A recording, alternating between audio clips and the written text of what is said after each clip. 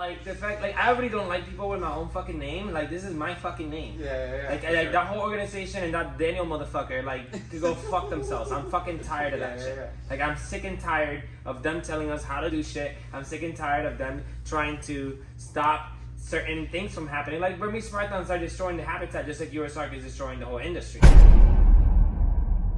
It's podcast time! You're so disgusting. Welcome back to the Reptiles With Podcast. We did it. He's here. Me? Yeah, you. He's alive. Listen, so we've been wanting this for a while. Mm-hmm. We're here. We're doing it. We got notes. Chuckey brought a binder full of whatever he that considers is. evidence. It's like summarize things like, in case I lose thought. I can go back to that. Yeah. I have some on my phone too. I've never seen you so organized in my life. Bro, did you do good in school? Wait, hold on. Did I do good in school? Yeah, hell no, I fucking do sucked in school. But it's like a more serious conversation, so I need to be prepared. Yeah, Oh, for we're sure. so serious. See, there he goes. Right, we're serious now. No, it ain't gonna be too serious, you know. Like I'm gonna make a My few wife jokes. already says I kill the fun on any show I go on, so I wanted to tell these guys we can have a good time. Yeah, no, it's gonna be fun. It's gonna I be fun. promise we're gonna yell at each other. We're gonna get mad, but we are gonna laugh. Yeah. You wouldn't let us laughs are sit guaranteed. together. Yeah, bro, you fucked up, bro. You think you're not gonna get us away from each other, dude? Put him in between. Yeah, just boom. Yes, I'll be flying. All right. First thing we're gonna do. Yes. I want us to go around. I want you to say just my name is this. I believe in. I do this. Whoa. You I know- believe in what? I believe in Jesus Christ. Just you, what you do, and then if you do or you do not support USARK. And I'm Okay. going to be using USARK and USARK Florida the same, so I'm just going to say Okay. USARK blanket, okay? So me, No, we are separate organizations. Yes, Okay. it is. okay. Just to be totally clear, Okay, Yeah. cool, Yeah. cool. So, hello. though we work together a lot, obviously. Okay. Yeah. So, I'm Yoshii. Hi, I am a Yoshii. business breeder, and I do A business breeder? Yeah. I He breed. breeds business. Yeah. I breed you for business. And I support USARK. So now, you go. I'm Daniel Parker. I'm a semi-professional musician, and I support USARK and USARK Florida. There we go. Is that what you wanted? Yeah, you're good, you're good. I'm also the director of media for USARK Florida. There you which go. I think Chuck might find more, Pertinent. more pertinent. My name is David. Hi, I am David. the owner of TikisGeckos. Yeah, so TikisGeckos, hashtag TikisGeckos, trust the blood. There you go. Hey, And he supports USARK. And I support your side. Drop the mic, drop the mic. All right, Tino. I'm Tino. I'm a reptile enthusiast. I Wow. volunteer at the OCIC and I work at Imperial Reptiles. And I am largely anti-USARK. Do not support. And that's a fact? And that, I guess. Oh, I didn't know if it was a joke or if he was No. saying Yeah. That That's is my pretty- stance. I'm on this side of the topic. Yeah. Chuck. All right. You're fucking. My real name is also Daniel, but people call I me saw Chucky. that. I was Yeah. confused. Yeah. He changed his name. You don't want to know why he got the nickname Chucky. No, we'll talk about it later. So my nickname's Chucky. I am a zookeeper, reptile enthusiast, herper as a hobby, and other than that, I do not support USARK. All right, now you two. Why do you not support USARK? Okay. Let's real start quick. with that one. Geez, this is a... Okay. For the most That's part... how we get going.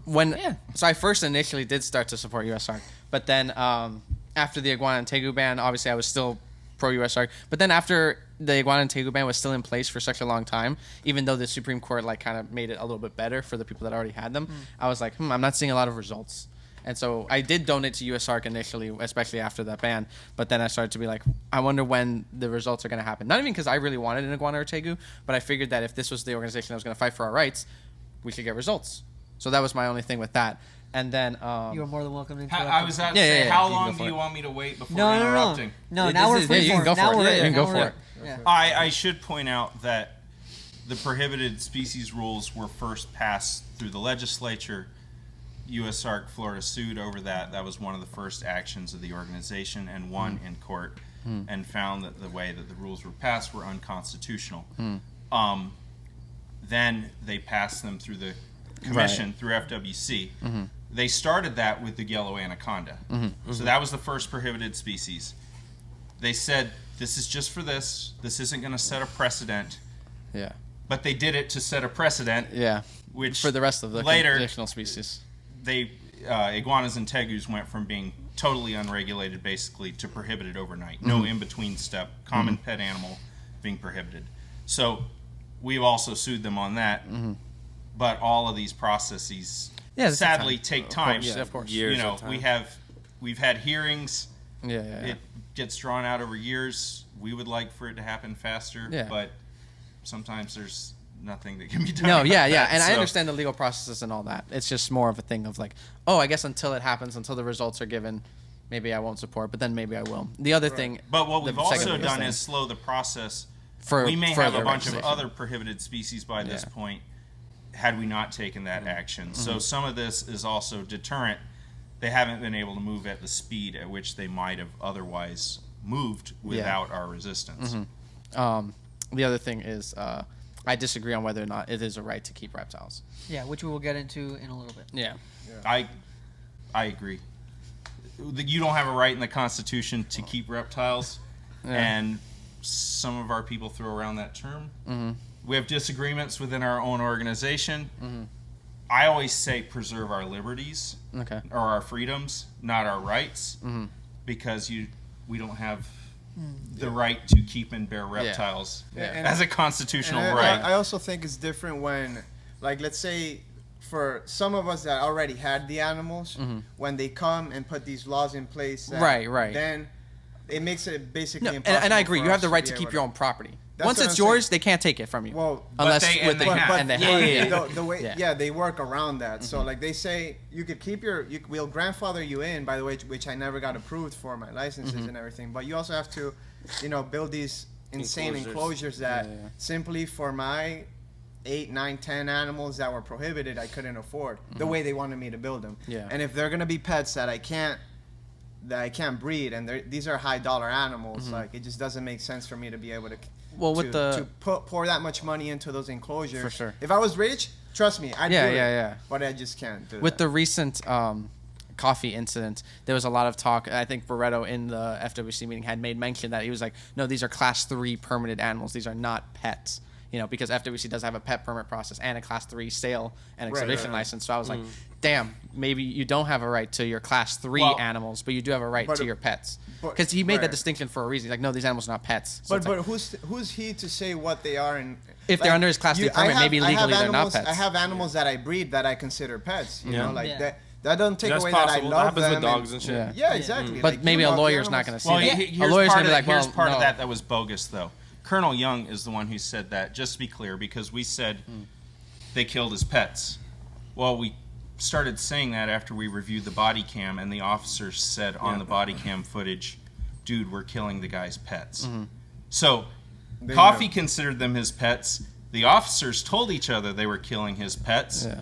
And Colonel Young got up there and said, and I'm not blasting Colonel Young. Like I said, I've said we are trying to build a good relationship. Yeah. We've always had a good relationship with him. He's the new executive director, and he seems to be turning over a new leaf.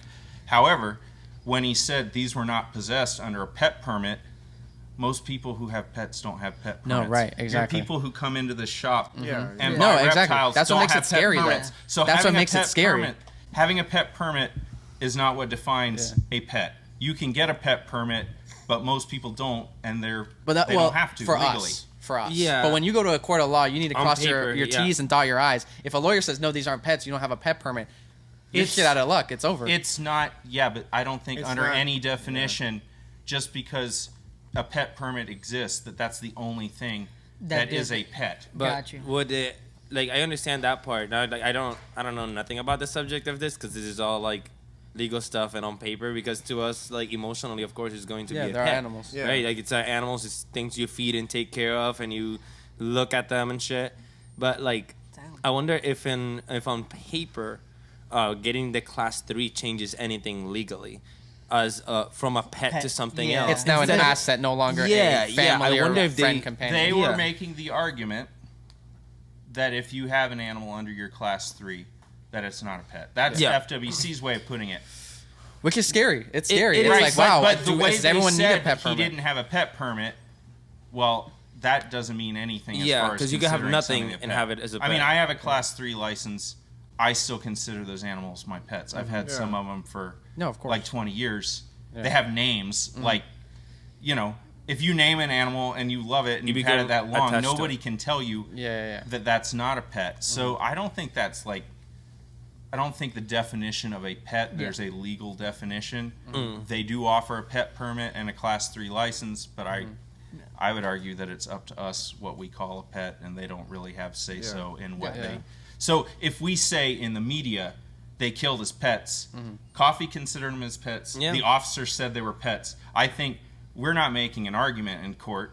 We're making an argument in public, through the public and in the media, and we're not constrained by the legal, if there is a legal definition of a pet.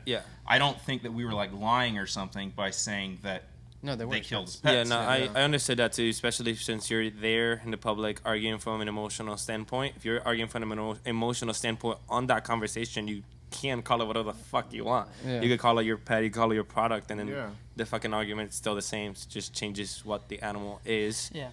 But doesn't change the argument, so I understand. So Chuck, what's up? Why don't you support USARK? So, what was that? There was an evil laugh right here. You got to get your binder. On Chuck's behalf, this is if Yoshi's our moderator today, he's wearing a USARK shirt. As a matter of fact, so this is the shirt that I had It is a little commissioned. biased against you today, and I apologize. No, I'm getting jumped. No, I mean, like, but that's the whole like thing that we do here. This is about perspective. It's about conversation. It's about arguing, laughing, doing our thing. So we never try to like silence each other. We never, you know, we rather get loud with each other. And that's something. I feel like this is the first time we're actually doing something where it's like this divisive, quote unquote. So before I start, I want to say thank you for coming. Hey, boss, what the fuck? Thank you for coming. Thank you for coming. How do you think they're gonna come? Yo, this guy showed up mad late. I was listening to Yoshii on the phone earlier, and he's like, he's in bed still. And I was like, I see how it is. He was like all raring to go, bring Daniel Parker in here. I'm going to take him on, and then he doesn't even show up. So I've been sitting here twiddling my thumbs waiting for Chuck. But again, like this doesn't happen often, so I'm glad you came in here and like we have to have this conversation. But the reason I don't agree with you is... So very similar to him, the thing of like you said, it goes around and it's not like the organization itself, because they can disagree with people within the organization because everyone's human. I don't think it is a right to keep an animal. I think it's a huge privilege to keep an animal, and it is our job to keep that privilege. That's how I see it. I disagree with the term privilege, because in the way we look at things in the United States of America is you have the freedom to do what you want unless that behavior or activity infringes on the rights of others. And so freedom is kind of the default perspective. Now, to make any law that infringes on freedom, the state is supposed to demonstrate, and this is kind of legal terminology, they're supposed to demonstrate compelling state interest. So that means that the state, the citizens of a state, have an interest in outlawing an activity or something. So I think in a lot of cases, FWC has failed to demonstrate a compelling state interest for some of the laws they've made. That's arguable. I was about to say. But I think a lot of times you could make that argument. And so to demonstrate compelling state interest, they should also have to have data to back up. If they want to ban something, then they need to be able to prove that this is a problem. Well, like with iguanas and tegus, they banned them without doing a scientific evaluation. They had done that with pythons before, and they found that it was a risk. But they chose instead, with iguanas especially, to do a media campaign for 2 years, demonizing iguanas in the media. People didn't hate iguanas so much. Iguanas have been established in Florida for over 70 years. They've been here as far as we know. There's not even a known relation to the pet trade. Known. You want to bring out your Hold me book? back. Hold me back. Keep going. I mean, the first, you know, there is not, now, it could be, it might not be. There's not a lot of data on things that happened 70 years ago, but we certainly didn't have a pet industry like we had now back then. Right. So iguanas have been here for a long, long time. So what I saw FWC do over the course of a couple years going into those prohibited species laws is that they turn the public against iguanas. Yeah. And I used to catch iguanas years ago, and back in the day, people were protective of their iguanas in South Florida. Like, they didn't want you to catch their iguanas that they consider like their pets. There's in still their yard. places like I that. would go to the Keys with Manny, and we would try to go herping for iguanas, and people would tell me like, don't touch them. Like, Yeah, I've had that. I've literally had that a few months ago. Like, Yeah, people are like, but yeah, now no. I'm like, people are like, oh, these things are destroying everything. Everybody's shooting them. They had to ban shooting them in Public in the places. urban areas. So FWC told people you can kill iguanas. They didn't tell them how to do it. Nope. Yeah. They didn't give them any instruction, and then it's like the Wild West with people shooting Blow them darts, everywhere. shopping yeah, they're carts. like shooting off of rooftops and stuff. The police are getting a bunch of calls. So it wasn't done the right way, and I would argue that iguanas, there hasn't been a good, I wouldn't even call them invasive. An invasive species has a very specific definition. It's something that causes detriment to the economy, to human health, or ecosystems. the ecosystem. And I think it is a potential that you could make that argument for the ecosystem with iguanas, potentially. But on what? Well, Plants. Yeah. but here's but they eat mostly non-native. They eat mostly non-native plants. Most Exactly, of but the they areas- spread those plants, yeah, so then most it's of the like more areas- invasive plants in the area. most of the areas iguanas live in are not natural habitats. Yeah, they're Yeah, mostly sure. cities and parks and shit. Yeah. So when you Human inhabited. bulldoze an area, you are creating iguana habitat. Yeah. Well, like Miami-Dade County has like something like 1% of the historic pine rockland habitat that ever existed there. Iguanas generally don't live in that pine rockland habitat. They're not causing detriment to that historic habitat that's there because most of it's been bulldozed. Yep. But they do live in all that area that's been bulldozed. So we've created a bunch of iguana habitat, basically. Yeah, for sure. You don't usually go out to the middle of the Everglades and see iguanas. You can, but they live at low densities because they have lots of predators and stuff. The state interest, why they're invasive, is because too many Karens complained that it was eating their plants. But Yeah, I will and have. that's really what I happened. That's I really heard what happened. Chuckey say on a previous podcast, because I brushed up a little. He might say what, He did that's his what I'm research. about to He did say. his It's gonna research. freak me out. He said that people have a right to not have an iguana in their yard, which is also not a constitutional right. I don't believe. Binder. Yeah, for real. He got my ass there. It's He got my ass. That's exactly what I was gonna say. But whether it's constitutional or not, it is an animal that does not belong here. Yeah, but does people's St. Augustine grass and hibiscus bushes on this New Yorker that just came down and moved to this bulldozed lot No, they should. with this non-native lizard that's been established for over 70 years? These Karens you're talking about also don't want alligators and they don't want bears. Oh, no, they could die They in a don't hole. care that there's capybaras. They get in a hole. They don't care that there's, like they said, the capybaras. they don't care want to that see there's- anything. Yep. And So- I think we can all agree here there is a heavy stigma against reptiles. I thought you were saying in against particular. Karens. Yeah. No. I mean, for me, yes. Defending the Karens, you know. But there's a heavy Fucking stigma idiot. against reptiles. So I'll say- reptiles was an easy target. I'll say, I mean, I was born and raised in Miami, and I did see Gross. that what you were saying, the change in perspective about the iguanas. You know, it was just an animal that was outside, and then it became the demon in South Florida. But if you want to finish your statement about why you hate USARK. Yeah, we'll get back to that. It's one of the points. Let's get back to the hatred. Yeah, no, it's one of the points for sure. Yeah, that's one of them. And then the other one is whenever we're talking about native wildlife and the ecosystems, especially when it comes to the berms and the effects of the invasive species that are here. I've felt that USARK Florida, whenever it speaks on those topics, wants to push that problem to the side, not look at the problem itself, and try to make everybody else not care about those problems when those problems are real. Those problems, many of them started by the pet trade that we're trying to defend, and those problems started by people that are still in the industry that we have not pushed Addressed. out. Yeah. So I agree. I get that. But USARK Florida's job is not to police people in our own industry. I think it should be. That should be.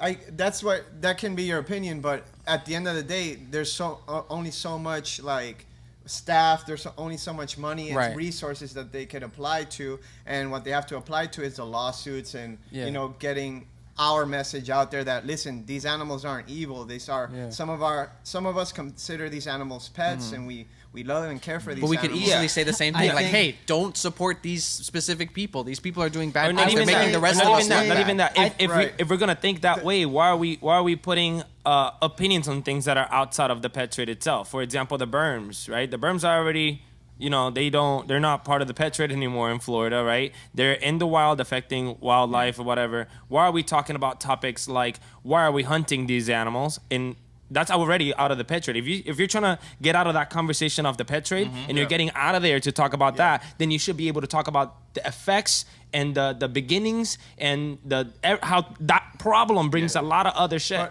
that we don't talk about. I agree, but if you talk to Daniel, if you talk to Elizabeth, none of them are going to tell you that the berms aren't having an effect in the ecosystem in South Florida. But obviously, we have to. There's already so much attack and so much.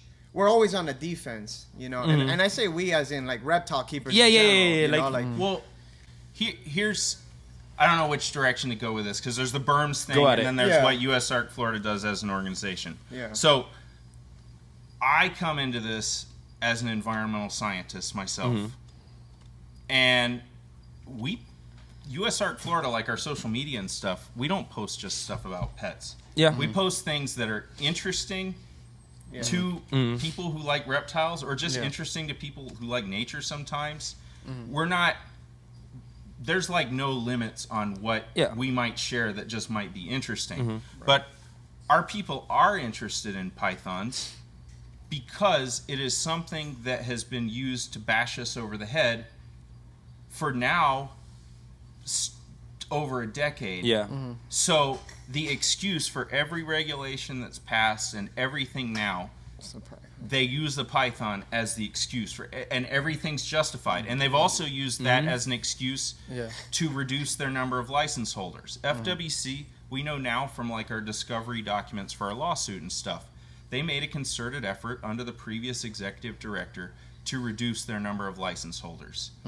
And they wanted to be able to give more violations. So some of their law enforcement officers suggested more stringent enforcement of things like inventories and stuff like that. Things that, quite honestly, aren't that big a deal. I'm not advocating for law breaking here, but if they go through somebody's collection and they have thousands of animals and it's off by 2 geckos on something or something, that's a violation. Well, the way it is now, if you get as little as a single violation, you can't renew your license. You can lose your license, and it can be. And FWC will say, we're not going to take away somebody's license we're only going to do it for egregious things. But the law makes it that so. Law. Yeah, the law makes it so that they can do that. They are able to apply these things in a targeted way how they want to. So basically, they've made it so difficult to follow all of their regulations by just making this web of regulations that a lot of people can't even understand. And that's by design. You shouldn't have to be a lawyer to have a license to keep reptiles or run a business. Most people don't have that kind of legal knowledge. It should be something people can understand. But it's become a gotcha, and that's an official policy. The licensing rule that was passed last year that makes it so they can take away your animals also if you lose your license, even if those are class 3 animals that you don't need a permit to possess. They can force you to forfeit those animals or confiscate those animals. So going back to the thing of pets, if I lost my class 3 license, I would still want to keep those animals as pets because they have sentimental value to me. But under this, you can't keep those. So you're putting yourself at risk by even having a license. And that's why you also hear a lot of people going like, well, I'm just not going to have a license. And so what they're doing, they're pushing it underground, which should not be what FWC wants. Because when it goes underground, if you have a license, they can show up at any time, they can inspect you.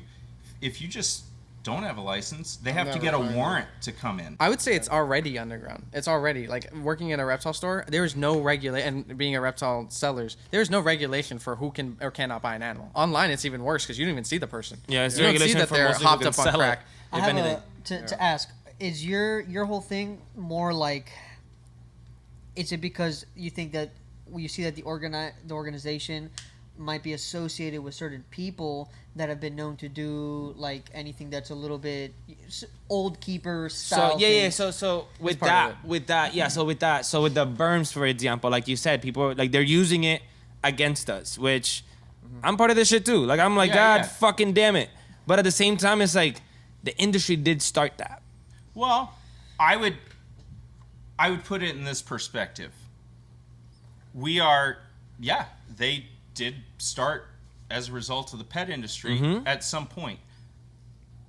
A lot of the data, and you'll get some argument on this, but it's kind of you'll hear it said a lot that the python population, at least in Southeast Florida, started from a dealership that was destroyed in Hurricane Andrew. I thought it was a zoo. But We have a literal shirt that says "What's the name of the zoo?" and it's about that. Well, so I've talked to people about this because I've tried to research this myself, and I worked on pythons. Full disclosure, also.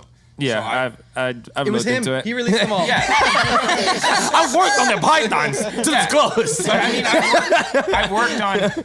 I've built design traps to capture pythons. I've worked on the eradication programs and stuff. So I'm pretty well versed on python stuff.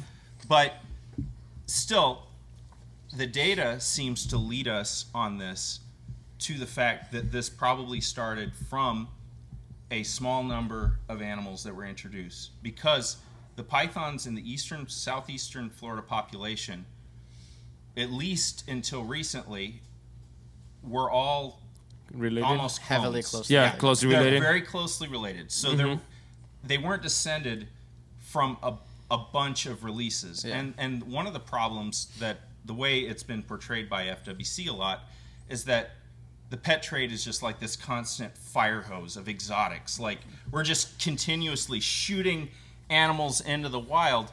But Well, yes. in but this, in a different way. it doesn't. The situation with the pythons doesn't show this. I even talked to researchers before who were really uninformed that said, I can tell with a python whether it's a release or it's one that was born in the wild by its temperament. Like if I pick it up and it's tame, I know that's somebody's fire. pet that somebody put it. Well, Yeah. that's total BS. Yeah, no, that's... They're all genetically similar.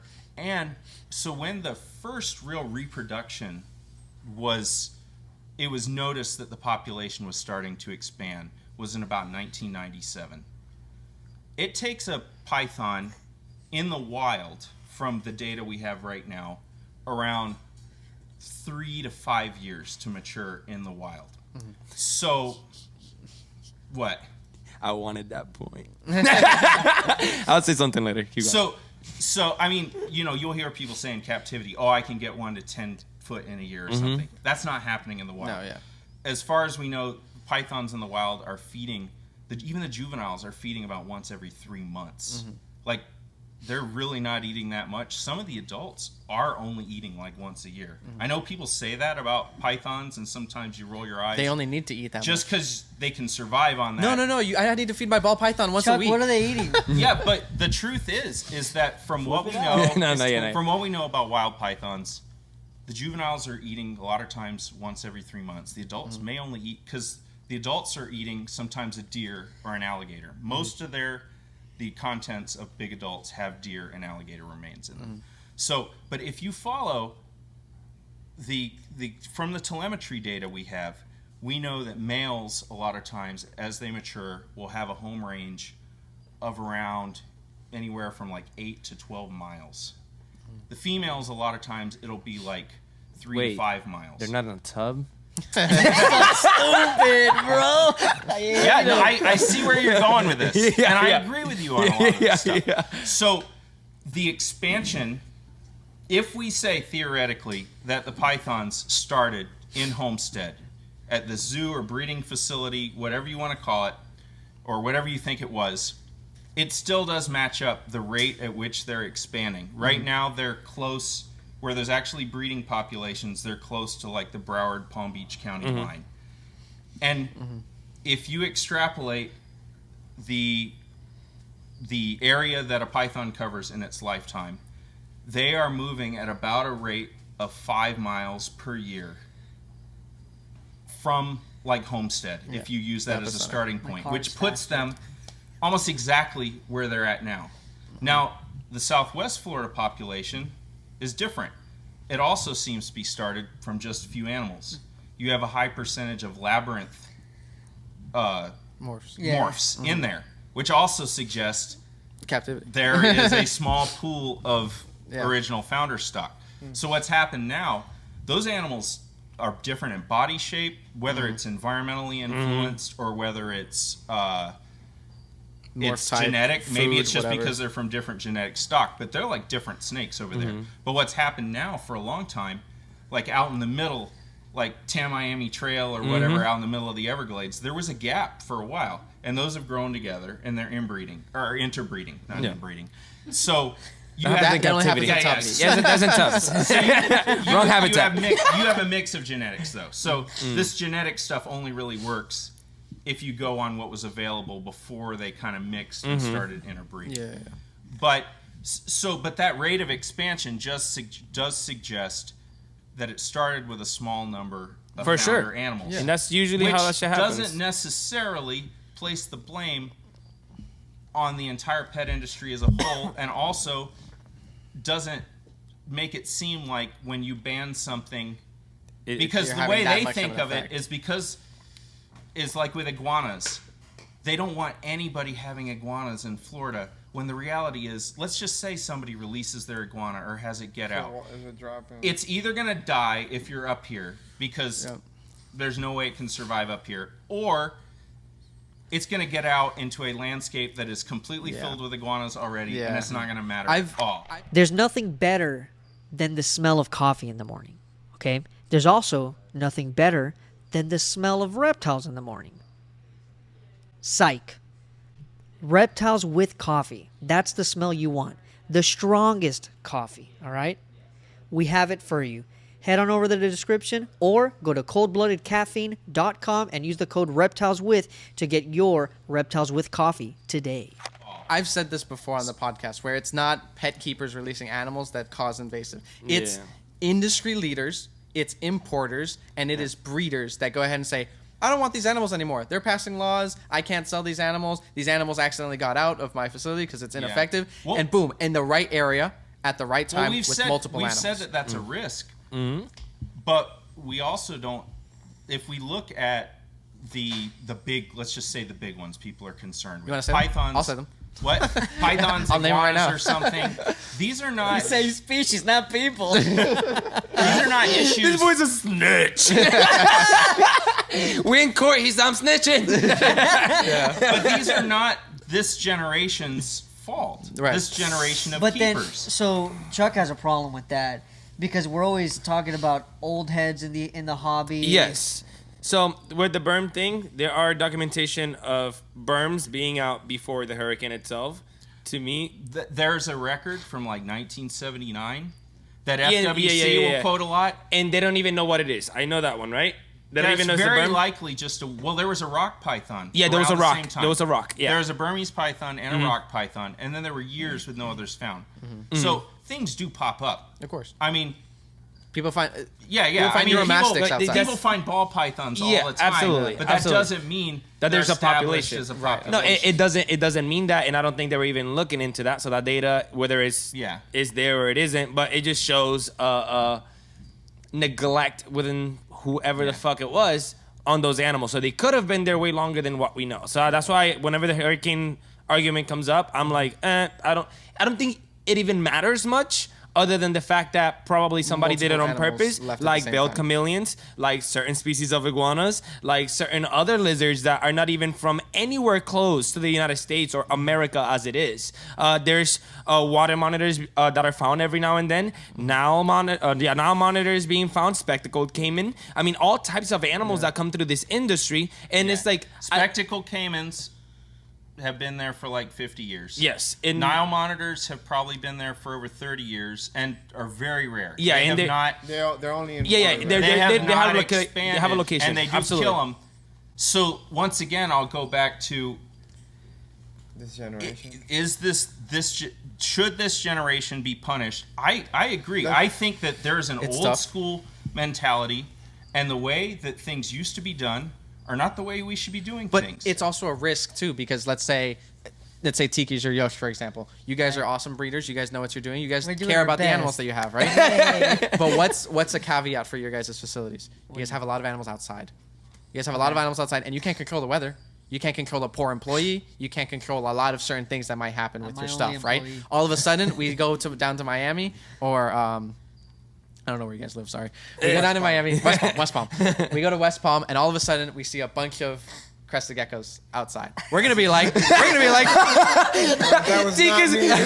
me FWC officer knocking on Tiki's door. Hey, where are your cresteds? All of a sudden, we find blue tongues in Central Florida. Yoshii West, Ron St. Pierre, where are your guys' blue tongues? It's gonna be called Crested Palm Beach, bro. It's like, I understand FWC's point in saying, like, granted, maybe the berms didn't, maybe none of the animals you said didn't. It is still potential. It is still a problem if more and more people get into these animals. So then it gets into an argument of, do you have the right to take away somebody's freedom, not rights, but their freedom to engage in an activity that they have, and an industry that has existed for a long, long time? Do you have the right? Do you establish the compelling state interest? I would say if the animal is a risk of being invasive, actually posing a threat to the economy, human health, the environment, then there is a compelling state interest. But at the same time, you have to have the research to back that up, which FWC didn't do with tegus and iguanas. Or this last time with the white list. But you know, like, we as reptile keepers know tegus. We know what they eat. We know how they live. We know what they can survive. We know the effects. Like, that's one species that I feel like, they didn't have data like they should with iguanas, because iguanas is like more of a herbivore, whatever. With the tegu, we know what the fuck they do in the wild. And you're critical of the reptile industry for not being for regulations when they should be, I think, and not policing itself. Yeah. People who are on the board of USARK Florida brought up tegus as a risk in 2009 to Chairman Barreto, who has somehow been there for decades and decades, but they weren't interested in it at the time. So what happened at that time, they had created first the Reptiles of Concern program. And then they kind of changed it because every new politician that comes in, this is another thing with the beating us over the head with this. You need to, even though nothing's changed, they have to put their stamp in addressing the problem. So we had, under Jeb Bush, they implemented the Reptiles of Concern. Under the next governor, Charlie Crist, he had to do something, so they did the Conditional Species Program, which was almost the same. They just kind of gave it a different name. Yeah, they do that all the time. So when DeSantis comes in, well, we had Rick Scott. I don't think he cared about the environment at all, honestly. But DeSantis at least wanted to act like he cared about the environment, and he declared war on pythons. Oh, whoops. Now we've been, what did you say? I said on Disney. Well, you know, on the mouse, mice, bro, rodents. An invasive mouse. Yeah, there's Rodent Pro, they came for him, dude. Straight through, bro. But so you have every new politician, every new regime feels the need to put their stamp on the problem. But we also had a new executive director at that time, Eric Sutton, who came in 2017, who was very passionate about, and he basically told people who are on the board of USARK Florida now, who had always worked with the commission, had a good relationship, they'd always worked together, they worked together to create that conditional species program. And when he first became executive director, some of our folks, and this is before USARK Florida existed, said they met with him in Tallahassee, and he basically said things aren't going to be the way they've always been. Things are changing, and you know, we emphasize, I say we, the folks who met with him, were like, we've always had a good relationship, we've been able to work things out, and he's like, basically, we're not interested, we're not having this conversation, we're going to do what needs to be done. So that's where FWC kind of drew the line in the sand of things aren't going to be the way it's been, but not just that, not only were they putting their foot down about regulations, but they very intently basically said, we're not taking your input. For sure. So they didn't have any tag groups going into those prohibited species regulations. They just said, we're doing this. And they're legally supposed to give people time, due process. People have input in the process. At the meeting where those were passed, they cut off reptile keepers like halfway through and didn't let any more people speak. Yeah. So they gave a guy from, what was it? National Park Service, a big government agency, like 6 minutes to speak early on. Yep. And they didn't cut him off, even though the time limit was 3 minutes and they reduced it to 2 minutes. So right there, they violated due process. And I was on the line. I didn't get to speak. A bunch of people weren't. Our expert witness, who's a biologist, one of our expert witnesses, who's an invasive species biologist, didn't get to speak. So we know now they moved people who were for the laws up in the queue. They moved reptile keepers down in the queue, and then they cut them off and didn't let them speak. You know, so that's part of what our lawsuit's about. To too. be honest, it's not that they're obviously they're government officials. They need to abide by the law. There is due process. There is things that they have to do. At the same time, there are certain people like that. It makes it hard to listen to someone when they are, in your eyes, whether it's true or not, the source of the problem. You know, it's hard for FWC In like an emotional Barreto to have like standpoint, no, that's not even their emotional. job. If Not even they're a emotional. stakeholder in Yeah. the process, regardless. you're legally required. They're legally required to let them have input. That's more- But in at the this, they don't have to process. listen. Well, Barreto can go into this meeting having said his mind. He's like, all right, I know Well, what I'm yeah, going to do. but I don't he have to very care obviously about what you guys does say. because And he that's how gets it up is. and walks away. So why while does it people really are matter talking. how much you time saw we that, have? right, when you were at the meeting? Yeah. Yeah, but why does it really matter how much time we have then? We're never going to convince them, no Because- matter what's said. Well, it does matter because, like, at this last Yo, meeting, this man just raised his hand. He's like, I got one. I gave up. I'm like, y'all going back and forth. at the last meeting, the crowd that was there mattered. That's one of the reasons we talked about this a was little in bit there. before. Yeah. What happened at the meeting? Yeah, I think you need to hear some of this stuff about what happened at the last meeting too, because you were a little misinformed on Damn, a roasted. previous on a previous podcast where you discussed the FWC meeting. There were some things said that weren't quite correct. The last Right. meeting. The last Yeah, meeting. the last FWC meeting, where you were very critical of my comments. Oh yeah, Brought receipts. when this motherfucker goes in, we're talking about turtles drowning, and then he goes, "But coffee," and I was like, "Yo, what the fuck? The turtles are drowning, dude. Keep it to the fucking turtles, dude." I guess we should just do. I'm trying to get back to the point where No, go back. Address that. No, we'll get to it. We'll get to it. It's in there. Yeah. We'll get It's to in it. where? What are you talking about? In there. Oh. In where? In my pants? Yeah. Okay. Pause. Wait a minute. No, but keep going on that point, and then we'll switch. Yeah, That way we so don't jump around. I think that you're right. I agree with you on 50% of what you say, from what I've listened to. That's Yeah, an F. yeah. That's an F, buddy. No. That's enough. I thought I was passing. No. You were bad at You school. know what though? Like, we share more than we disagree on. Yeah, Like, I know. I realize from listening to your stuff, and I checked out your YouTube channel and stuff. Like, we're both like passionate field herpers. Yep. We're passionate about animals and stuff. Yep. So that's the bad thing about like what I do now, is that I only end up talking about like regulations and FWC, and I don't get to talk about like fun stuff like The short tail. herping and about short tails. Yeah. You did check me out, didn't you? Oh, he thought I was playing. You know what the funny thing is though? Like, I assume you want to find a short. Have you found a short-tailed snake before? No, but I know how, where, and everything. So I know to figure it out. we post these field herping videos, you know, and like if we post a fence lizard, which a fence lizard is great. Yep. But you can post for a lot of reptile keepers.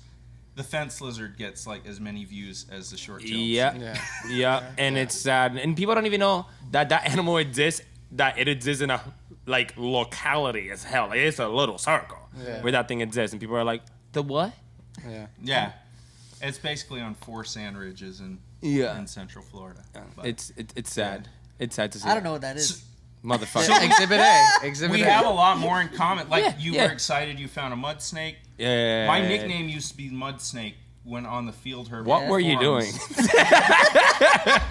He was dancing in the mud. Yes. Well, no, seriously, because Whoa. part of it is because anywhere I showed up, you know, I was covered in mud from jumping in a canal or something.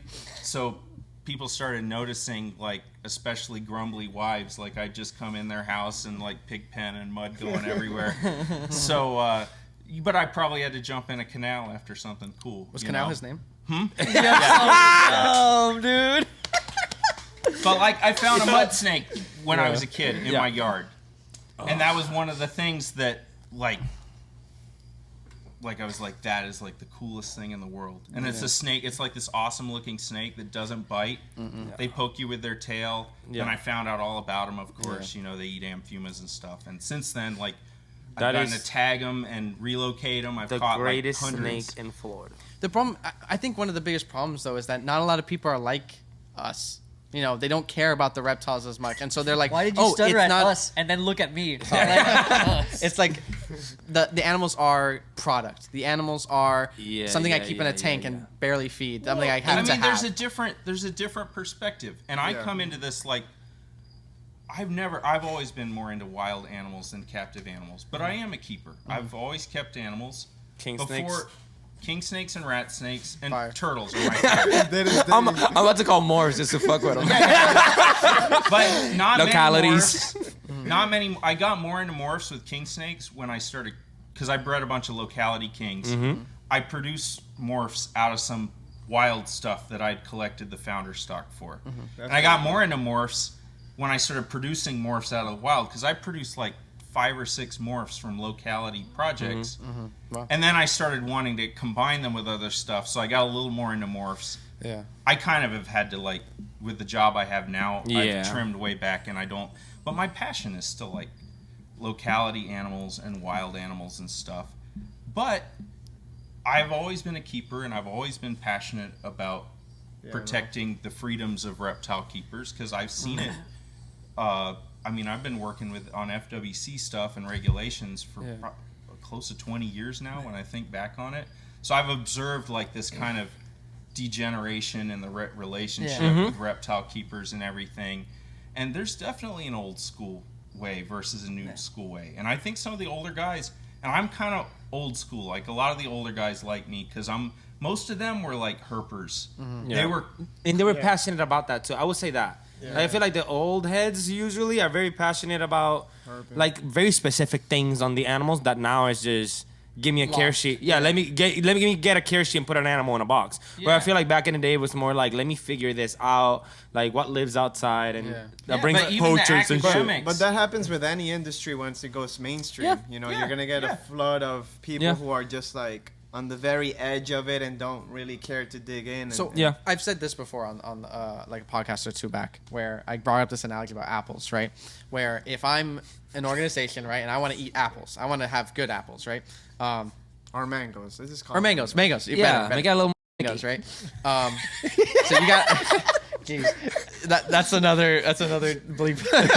So we got, let's say you're in a bunch of mangoes. You're a mango, right? And then all of a sudden you're like, well, we don't want to rot. We want to be eaten. We want to be good. You know, all this stuff. You see one of your mango buddies is rotting, and then all of a sudden the mangoes around him start to rot. Then they start to rot and rot and rot. More of the mangoes that you're a part of are starting to rot. You're like, hey, we need to stop this rotting. We need to get rid of this mango that's fucking up everybody else before we lose our rights to be mangoes. You know, so I know it's weird. It's a weird analogy. No, I agree. But in the same way, like I would feel that in order for an organization who is in the business of protecting our rights, I don't understand why you wouldn't then chastise or isolate the people that are like, hey, you are what's ruining it for the rest of us. You are making us rot. I get what you're saying, and I think that an organization like USARK Florida, they have to be very careful when they do something like that, because then the opposing side could use that as ammo. So, like, I mean, in the industry, I don't know about, like, if you guys see it, but I definitely see it with, like, you know, crested gecko people. Like, if you post a bad enclosure or something, crested gecko people are on you and they want to fucking cancel you and all this and that. And obviously, we've seen this with this, I forgot the guy's name, Samson? with the retics. That guy.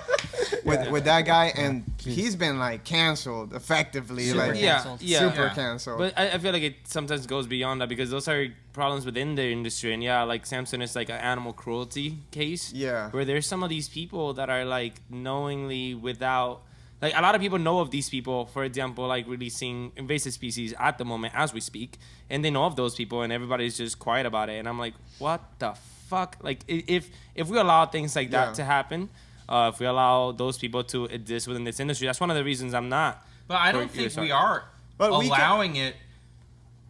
I mean, have you seen USARK Florida fighting for the rights to people? For people to release exotic populations? No. But I feel like a lot of people that do those things are also part of USARK. And yeah, but that's not the organization's fault. Like if I'm TikisGeckos, I can't. Like, if my customer does something fucked up, that's not on me. It doesn't fall on you. Absolutely. So you can choose not to sell to them anymore. You can choose to blast them on your page. Well, of course. There's a couple things about this. I think we're very much for responsible pet ownership. Yes. We don't want people letting stuff go, and we've made that very clear. And we recognize that this old school way of doing things, it's not just because it's been done like that forever. Doesn't mean it's the best way. We're as a community, we're continually evolving. I mean, the amount of products that are available now that are great compared to what we had 10 years ago or 20 years ago. Where everything was a 20-gallon. Yeah. Chameleon 20. Yeah.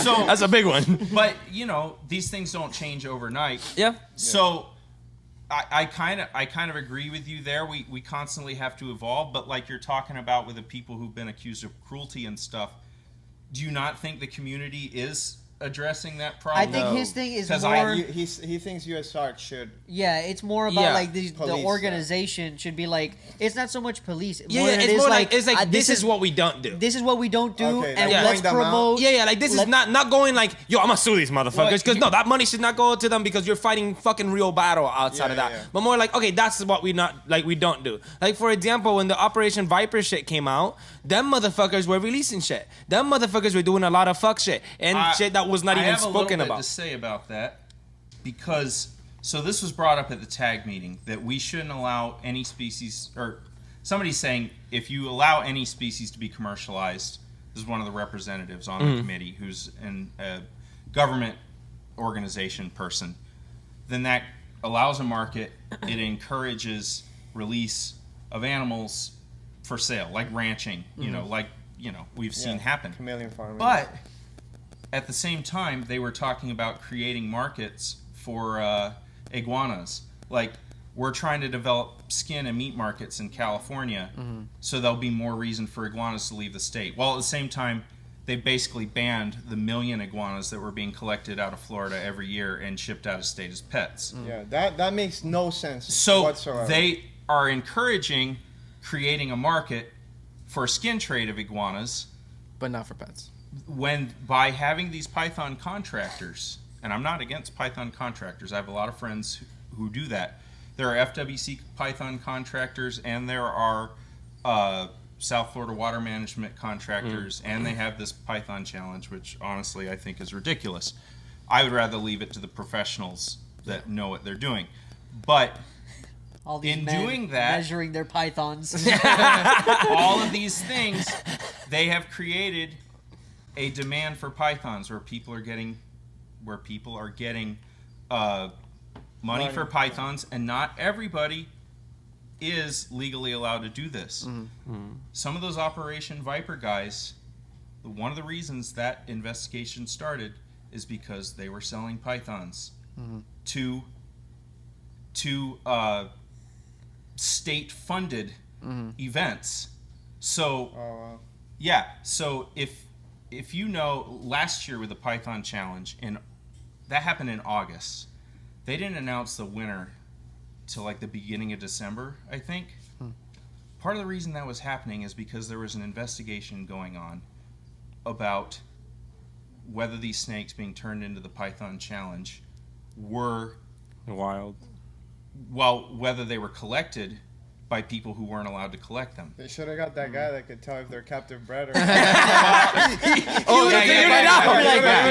away. Yo, they're dummies, bro. But I have a lot of friends that are working in various government agencies that relay some of this stuff to me, and it's pretty well known that there were people selling pythons to people who were in the Python Challenge. Yeah. For sure. And I bet that happens. Absolutely. People stockpile those snakes, and the winners of that Python Challenge have not always been with snakes that they caught themselves. Yep. So in that, the state and FWC has actually created a demand. And some of this Operation Viper stuff started with investigation on pythons, to my knowledge, the information I've been given. But it doesn't look very good if it's a state-mandated event that is causing this. So the focus of it obviously was shifted. It doesn't change the facts, though. I was going to say, it doesn't change the facts. Like if but we're not condoning any of that stuff. No, but it's also not being spoken about. And I feel like the next day, Joe Swatowski was still posting on Facebook. You know, so it's like, how does this happen? Like, yes, you're in trouble with the FWC. That's different. That's FWC's fault. Let Chuck finish his thought. You should be in trouble with the FWC. Let's also say there are still legal proceedings with these guys. Yep. And I know a little bit about what's going on with their cases. FWC screwed up a lot of things in this investigation also. They overreached. They had an undercover agent for years. And the agents, as far as we know, really pushed the limits of the law in how they acquired the information and how they were setting people up and stuff. So, you know, some of this stuff could be considered entrapment, where people were encouraged to engage in behavior that they otherwise, and people you throw around entrapment. It's not just getting set up, but if you commit an act because you were in that you otherwise would not have committed, because an agent encouraged you to do it, then the agent is actually helped produce that crime rather than just catching you doing a crime you were going to commit anyway. From the information that I know, obviously I don't think anyone has all the information except the people involved. I know. I don't see it all that different from like what happened with, like, let's say Mike Van Nostrum. Like, hey, you know what? They put an undercover agent and they enticed to see how far you would go so that they could stack as many crimes on you. You still committed the crimes. Yeah. You could have chosen at any time not to do any of the things that you still did. But it's... I understand that the legal terminology, like, hey, you know what? Maybe you wouldn't have done this otherwise. But it's still a choice. Facts. That doesn't change the facts like of what happened, what they were willing to do, and what they did, and what they're still doing. For example, the release of new species into the wild. That was in that group of people, and it was whatever they didn't sell was released. I know certain things. I know certain people, of course, and those things still do happen. And I feel like if we're going to talk about that conversation, we leave a lot of shit out that it's like, yo, that's fucked up. But I think it is condemned by the community, but we have to be careful too. I don't think it is condemned because by the community. if I speak on this, I've gotten people reach out to me and be like, hey, that's bad light. You shouldn't speak about it. And I go, fuck you. I talk about whatever the fuck I want because this is how I fucking feel about the subject. Well, so I always want to respond to like 3 things you say at the same time. But like, yes, if people are doing that, it should be condemned. But we also have to be careful because I'm not law enforcement. I'm not an investigator. I'm not building a case. And when somebody is not convicted, if I'm attacking somebody within the community of reptile keepers and they don't end up being guilty, and I've seen a lot of, now I've looked at a lot of cases, I get a lot of reports where FWC is doing these investigations wrong, and in my view, screwing up. And I can see so many issues with the way they did it, and have a defense for those people. So I think we have to be very cautious in how we attack people, because sometimes your initial impression might not be not correct. So, and how do I verify that information? Me being a non-investigator person. I mean, if I put a lot of time into it, then maybe I'd become more informed. But, you know, like the Samson thing, like, honestly, if it's not in Florida, I don't research it that much. Yeah. But people, if there's anything that happens on social media, people want to come to us and say, what's your response to this? Yeah. And like on something like that, it sounds horrible. Yeah, it's not here. Celebrities. Yeah. It's like celebrities when something bad happens, they're like, what do you feel about this? Yeah. Their publicist is like, we don't agree. I mean, it seems horrible, but I'm also not I assume there's an investigation going on. You know, actually, I learned more about it just from you guys' podcasts. We did it. Damn, educating, dude. I'm a teacher. No? I don't know if that information was correct. Y'all take that shit how it is. I have no way to verify, but As far as we know, like, yeah, I don't. Unfortunately, I don't have time to investigate every social media drama that happens myself, and everything. But yeah, all that stuff's horrible. But as far as what we have to do as an agency, or not as an organization, we're not really an agency. But if let's talk about who is against us. Who doesn't want us to have any animals? Besides Chuck. No. Besides Chuck. I'm right here. Dude. Even further off than you, though. Oh, I just got a cramp. Like real, pet, No- against non-reptile everybody. Let's talk Yeah. about the resources that we have. And people talk about our finances and everything. We're taking in, I don't handle the financial side of things, but we're taking in somewhere between $200,000 and $400,000 a year. I don't know where we're at right now. Bars. Let's talk about, just on the tag committee, the organizations that back up members on the tag committee. They have Humane Society of the United States has a member on the tag committee. They take in $160 million a year as an organization. Yeah. So that's us against them. Bars. Let's talk about PETA. Say 300. They Bars is a have huge one. someone on the tag committee Yep. heavily leans PETA. She just randomly represents humane interests. She's kind of wackadoo furthest off. PETA takes in $70 million a year. Center for Biological Diversity opposes everything having to do with animal keepers in Florida. Yeah. They claim to be a conservation organization, but they're a law firm. Yeah.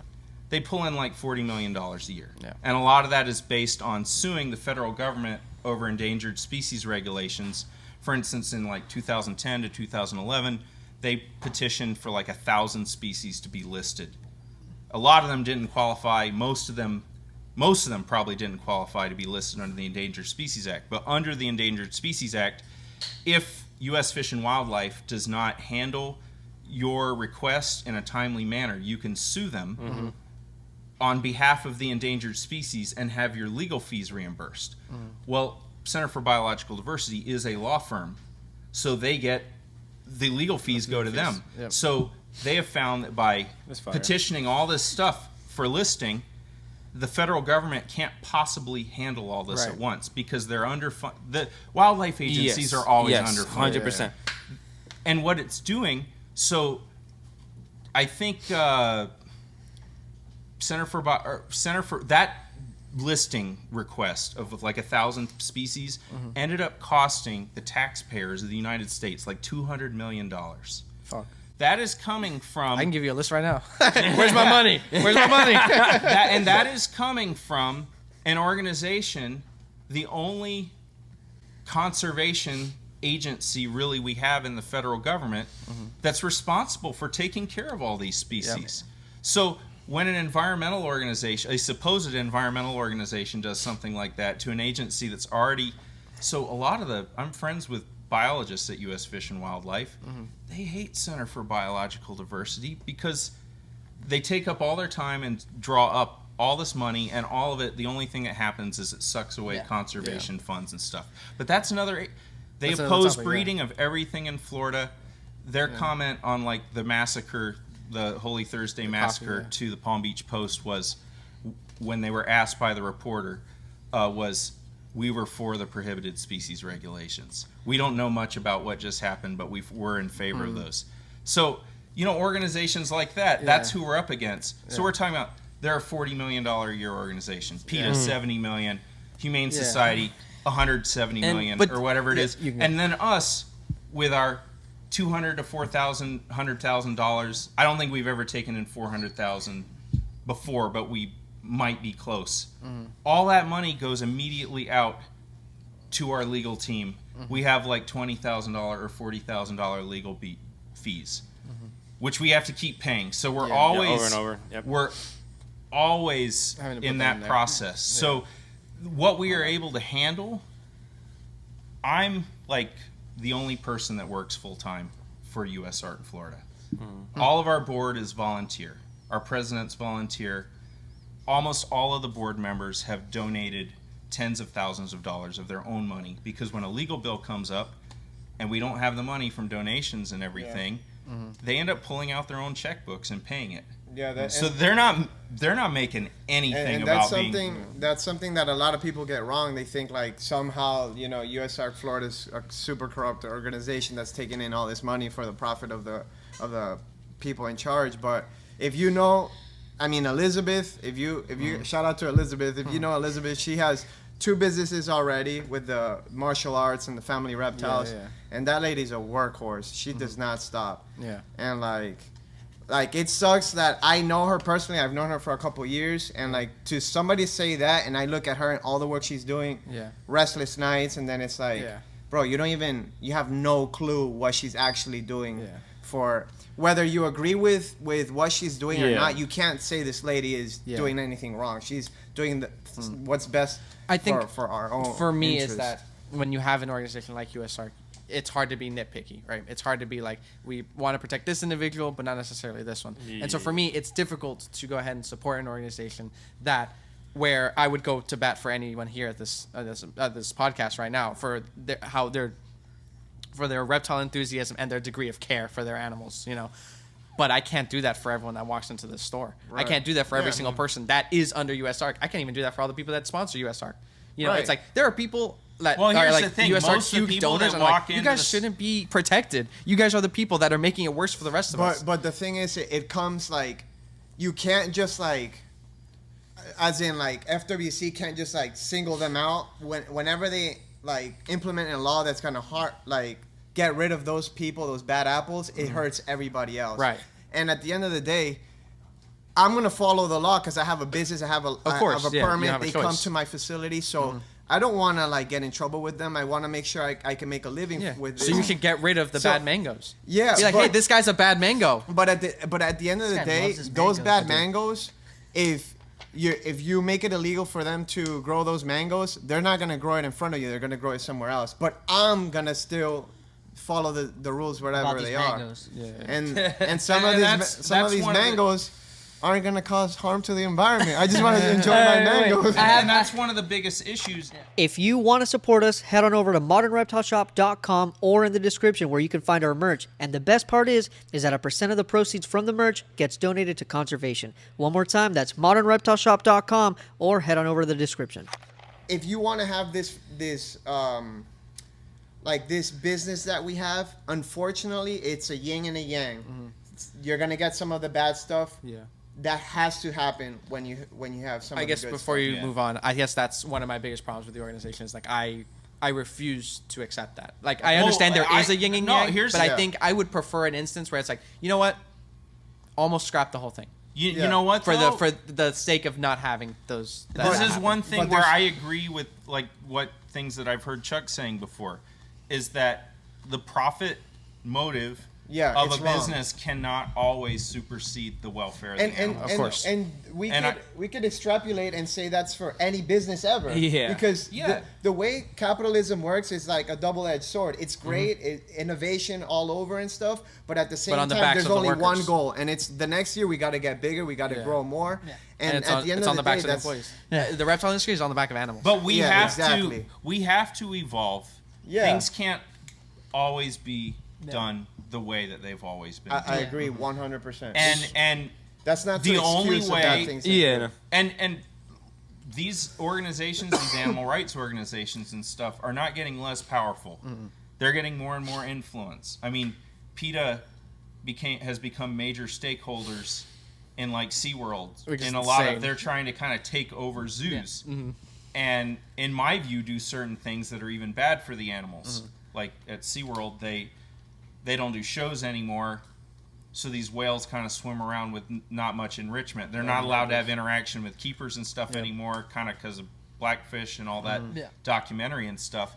So I'd argue in some cases this is detrimental to those actual individual animals that are still, for better or worse, they are still stuck in a tank in captivity. Yep. Mm-hmm. And PETA pushes things like this that I don't think are in the best interest. Well, maybe USARK should be at the forefront then. No other organization will I mean, do that good for the luck. reptiles. Well, like so- USARK well, should be we're- the- how big they we're the are, bro. organization to be at the front. But I mean, It's not just about human rights. We should be advocating yeah, for the animals' rights as well. I've said that the whole time, and so I mean that's part of the reason why we were involved in this Holy Thursday massacre stuff too. Mm-hmm. To me, that was appalling the way that those regardless animals if it's were invasive treated. or not. Mm-hmm. You know, it wasn't done the right way. Yeah. It was done in a way that, and multiple vets have said this. Is- I don't know how much we want to get into this, rehashing Yeah. all this, but I felt that was something that we needed to speak up on. And you know what? None of the humane Nope. humane Of course, yeah, organizations 'cause they don't spoke care. up. I think with that, like, Because largely they were in favor of the rules that caused this to happen. Stigma against but at the reptiles. same time, like Yeah. we also caused this to happen, and I feel like that gets ignored quite a lot. I didn't It's do like- anything. Fucking hate No, but like But you yeah. know, like he had a certain time and he got rid of a whole bunch of animals, fucking godly. But at the Yeah. same time, like he wasn't planning on keeping those animals. That's why with the pet thing, I come in and I go, those weren't his pets. He wasn't planning on keeping Yeah, those I'm going to animals. disagree. I know a lot about this from Mhm. talking Of course. to him Yeah, of over and course. over and over, and really getting to know Chris and Bill, the two guys involved. He got rid of a lot of animals He did. that were also devalued in a short period of time. Absolutely. He had been allowed to do this legally. He was under the impression that he could be grandfathered in. But did he wait until the deadline to try and get grandfathered in? Because that then No. legally it doesn't work. They stopped answering his questions, and he submitted an inventory to them in advance of the deadline of what he had. They didn't respond. They came back with his inventory that he gave to them and used that as evidence to charge him. He said, After the deadline, they charged them. yes. Okay. So he said, I But he haven't. submitted it before the Yeah. So he said, I haven't been able to move these animals. And they were moving them as they could, but it's not always that easy to find No, homes for it adult isn't. reticulated It isn't. pythons. But if there's a deadline and you still have I was them, gonna say at that point, yeah, free. if- well, yeah. he said, Free. I will ship it to you. yeah, but Get it he away. said, had he known what was going to happen, it was the furthest thing to his mind that he was going to be charged for having those. Well, he thought fuck the he was charges. Fuck And the charges. It's the you're right, animals' the lives, organization- though. when the that government no, shouldn't be but there. when that body cam video Yeah. that you've probably watched on the Nerd channel and stuff, when that inspection happened, Chris, I don't like them, but when that inspection happened, but I did watch. when that inspection happened, Chris Coffey was under the impression that he was being inspected to have his permit issued for those snakes. And that's through the whole inspection. Yeah, yeah. He thought that's what was happening. And it was at the very end, We're charging you. they said they were charging, and he was just stunned. Yeah. That was the furthest thing from his mind because he was saying, I've always done everything right. Yeah. I've Yeah. always had my permits. The bad Yeah, the thing government is, shouldn't be out to get you. Yeah, yeah, the for government sure. shouldn't be like, For sure. oh, And we in got you, this we got case, you. they No. were, because he For made sure. an effort. Yeah. For They sure. should have responded to him, and this is a part of our problem with the way FWC But operates he has some as an agency. He has Yeah. some agency as well He to be said- like someone could have just come to a shop and been like, they're yours or I freeze them. You know, it's like I need to get rid of these animals. I can't have them anymore. But he said that had he known what was going to happen, he did not know he was going to be charged. He didn't know that those animals were going to be put under constructive seizure. He would have absolutely immediately driven them out of state But and I feel stopped like- at the first pet. He said he would have stopped at the first pet store in Georgia Bye. and gave them to him if he knew what was going to happen. But he, whether you think it was rightfully or wrongfully, he had no idea he was going to be I feel charged, like- and he certainly didn't know that the animals were going to end I up can being believe it. I can euthanized. believe that he didn't have any idea of what was the outcome of the bullshit that was happening. But he knew the deadline. Yeah, it's like the deadline to me, like me as like I come from fucking crime as it is. So like the government gives me a fucking guy's a deadline. fucking criminal. I'm a family are criminals. Yeah. But it's like there's a fucking deadline. First thing in my mind is they're gonna kill him. That's Yeah. that's Well, what I would have thought. He was totally clueless to that. Yeah, he and he's never human. considered He that can't. idea. He's human, but- and I think his lawyer is going to make a pretty effective argument on that too. FWC never sent him a denial for his Request. For the conditional request? species. Huh. So Interesting. part of the legal argument for this is that He wasn't denied. He was never.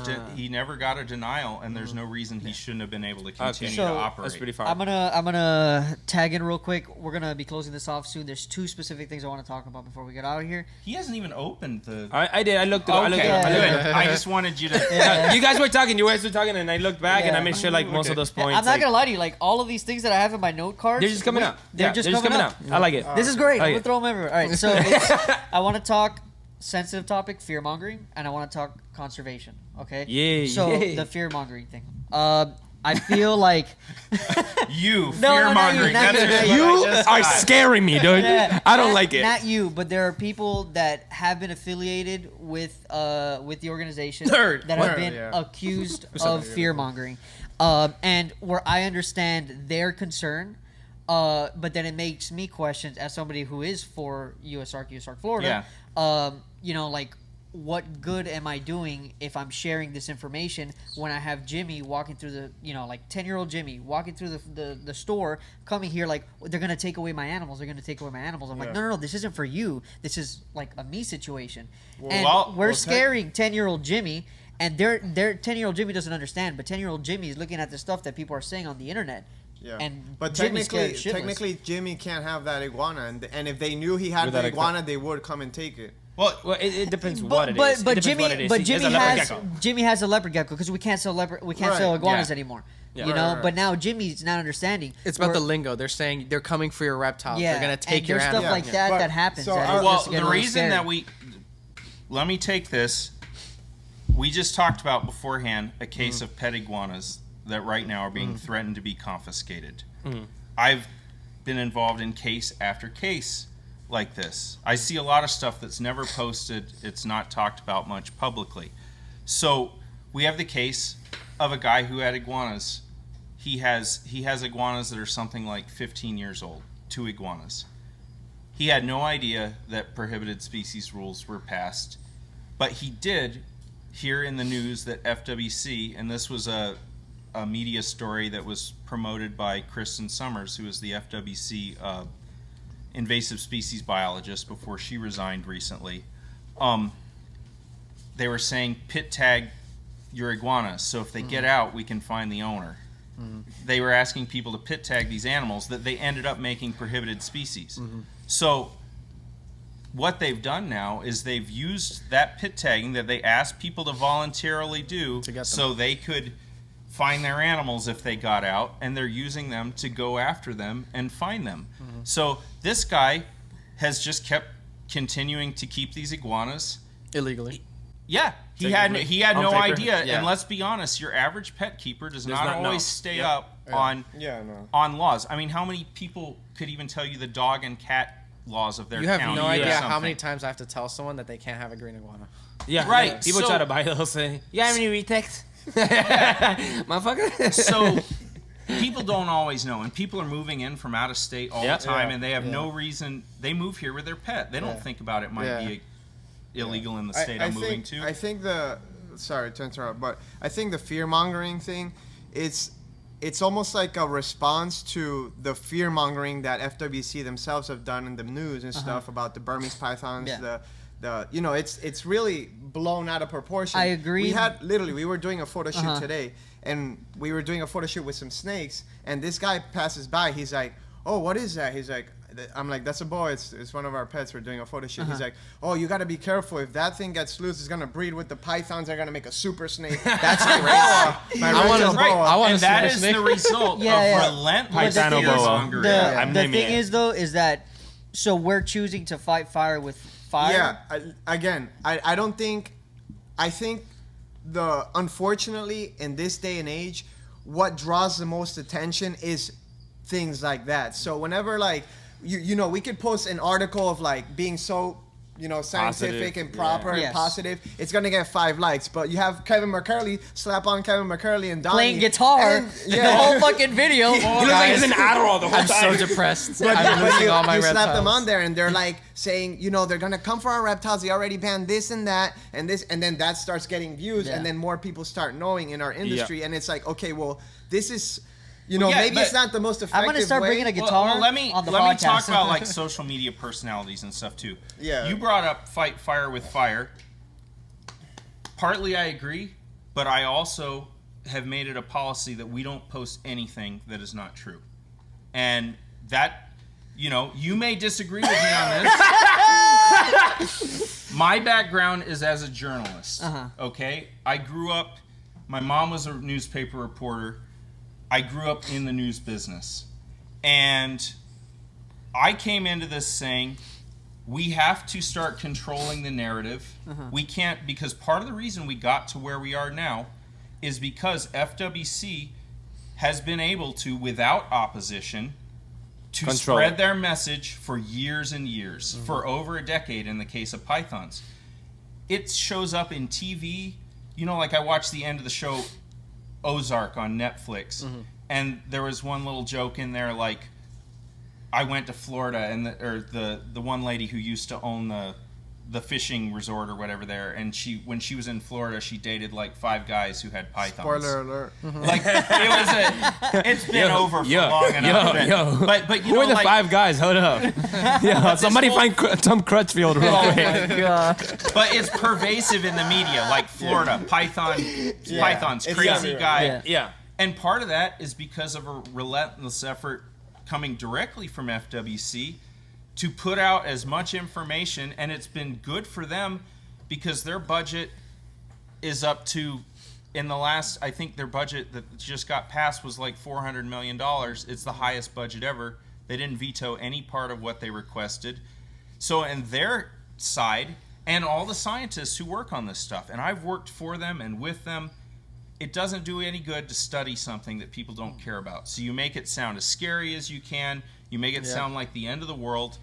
And if there is another side to the story, they don't write papers on that. They don't put out articles on that because it doesn't do them any good to help get funding. They have to get grants and stuff. So we do not post anything, in my view, that is not true. Now, do we post information that supports our view? Yes. But look, if you turn on the news, you go to Fox News. Yeah, like that's marketing. That's marketing. They're giving the news from a conservative point of view. If you go to MSNBC, they're giving the news from a liberal point of view because their audience wants to hear things they agree with. There is no unbiased news. That doesn't exist. Yeah, I think with USARK, for example, when the Operation Viper shit happened, it was like 2 things talked, and then that shit was ignored. And then when the massacre happened, wait. At the last FWC meeting, they had Operation Viper. Sorry, they had Operation Viper as a agenda item, and I wasn't allowed to comment on it. Weird. So even when we try to comment, sometimes. But that's there. I'm talking about media and marketing. Just because, and I'm not saying this is a bad thing. I'm saying this is a good thing marketing wise. The Operation Viper stuff didn't get much from USARK or USARK Florida because negative light, whatever the fuck. But when the massacre happened, you picked that up because you knew that would catch attention. Because it's also it goes by your values and your views, absolutely. But it also catches attention.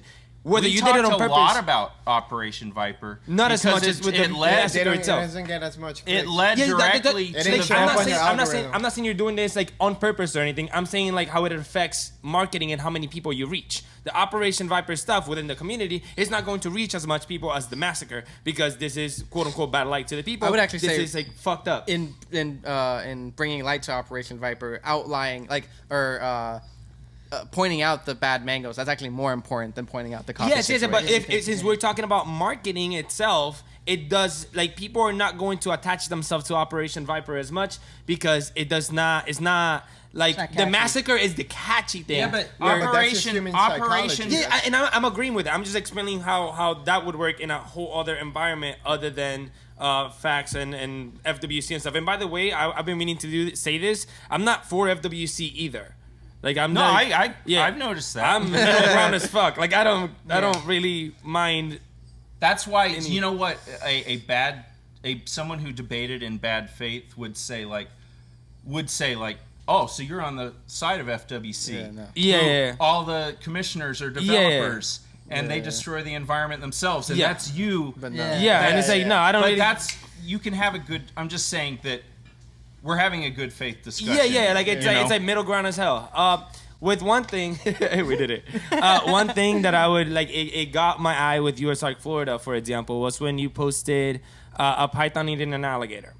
And then there was, you always put links. So I really like whenever you put the links. It wasn't an alligator eating a python? Yeah, that. Yeah. It just, okay, so when I went to the link, the person that wrote about the photo that you posted, right, and you quoted everything on that paragraph. First, you spoke of certain evidence that I could not find. I don't know if it's true or not. I didn't even dig in that deep as it is. I just went through the links that were there. For example, that certain crocodilians and turtle numbers are going up because of the introduction of these animals. I don't know the facts on it. I just feel like... And I posted that paper on our social media, which was it was a study on American crocodiles. Yes. And that part that about turtle populations and crocodilian populations benefiting from pythons eating raccoons came from a scientific paper, which I did post. Yes, but you're leaving out all the other animals that are affected and also matter outside of the reptiles. Which was outlined in the rest of that article. And I really didn't like that part, but also the document you posted had the alligator eating the python written by somebody who was not there, was not a scientist, was writing on a photo that a third person took. And then the paragraph that followed was the opposite of that paragraph. Was him talking about the pythons eating the alligator. So crocodiles. he contradicted. Not that he contradicted himself, because that was not his form of attack. He was just writing on what the fuck the photo was. I don't think it was presented as a scientific paper, though. No, it wasn't. I mean, we post stories. Sometimes it's scientific. Sometimes it's just some media article. Yeah. I acknowledge that. But I think what Chuck's trying to say is that, do you see how that situation could be misleading with the messages? it's like now almost like birds aren't that bad. Yeah, and I get people now saying like, oh, they're not that bad, and I almost had a little bit of conversation with you on my live, and I was like, yeah, no, let's not have it because I wanted to hear. I thought you bailed a little bit on that. No, didn't because you? because of this, because you were coming here. So I was like, Okay. I was like, no. So I want to bring it up. I came in. I'll be honest with you. I got messages that you were on there, and I came in there. I came into the live, and I was sitting in a gas station parking lot, and you like disappeared right after I came on. No, I said it. No, I saw one, and then there was one with you, and you guys were talking, and then I asked something, and I was like, oh, I shouldn't have asked, and then I didn't want to do it on a live and then not ruin it here. So, for example, when I asked on... It's because this one's recorded. on the Burmese python hunting and all that stuff, I asked, you were saying something about how much money we put into those things happening. So the hunting, the studying of them, and you said that was pretty much a waste of money almost. Like it didn't make sense. I stand by that. Yeah. I mean, the head of the South Florida Water Management Python Program said at the TAG meeting, we're never going to eradicate the Burmese python. You're not? We're not. No, they're there to say. So, what all the scientists pretty much acknowledge It's this. more Absolutely. for the media. That's So when something we're for the dumping, media to pick up why and- not? This why is study it? this has That's nothing an to do event with for the keepers media. even. Let's No, talk it about doesn't. It saving doesn't. the indigo 100%. snake.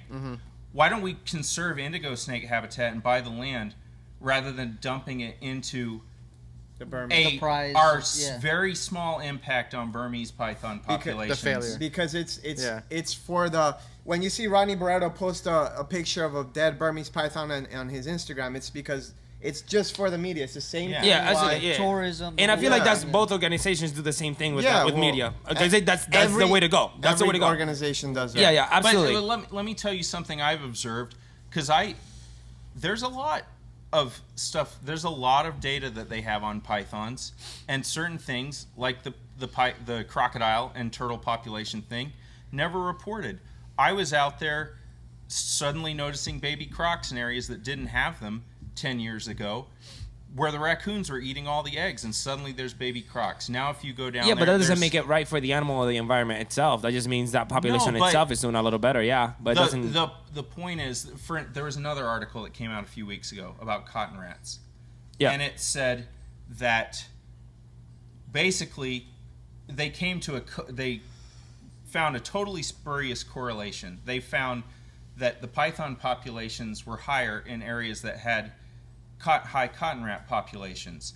And they said this was because the rats were doing better because of pythons, because pythons were eating their predators. So they theorized that the rats were exploding. And then they emphasized that rats carry diseases. Rats are bad. Rats are scary. This was a native rat they were talking about. You can get a disease from anything at this point. So they always emphasize, and this is where you go like the fire, the gaslighting and stuff, they always will emphasize the worst possible impact. Rats are exploding because pythons are obviously eating their predators, so the rats are exploding. That's not the way predator-prey relationships work in the wild. If you know anything about Isn't that what you're saying with the crocodile, though? Isn't that what you're saying with the crocodile numbers, though? No, because it's about another predator eating the apex predator versus one removing another species predator. I do say you're saying the same thing because the raccoon is eating the eggs, so the python is removing the predator that's eating the eggs of the crocodile. So it's the same thing, just they're doing a rat and he's doing a crocodile. But I see what you're saying. Yeah, okay. Very clever. Yeah, I get it. But in the case of the cotton rat, that's not what's happening. Yeah, I don't understand that. Predators usually exist because there's a prey base to support them. Yeah. So this whole idea that's been portrayed in the media and in scientific papers, pythons are eating everything.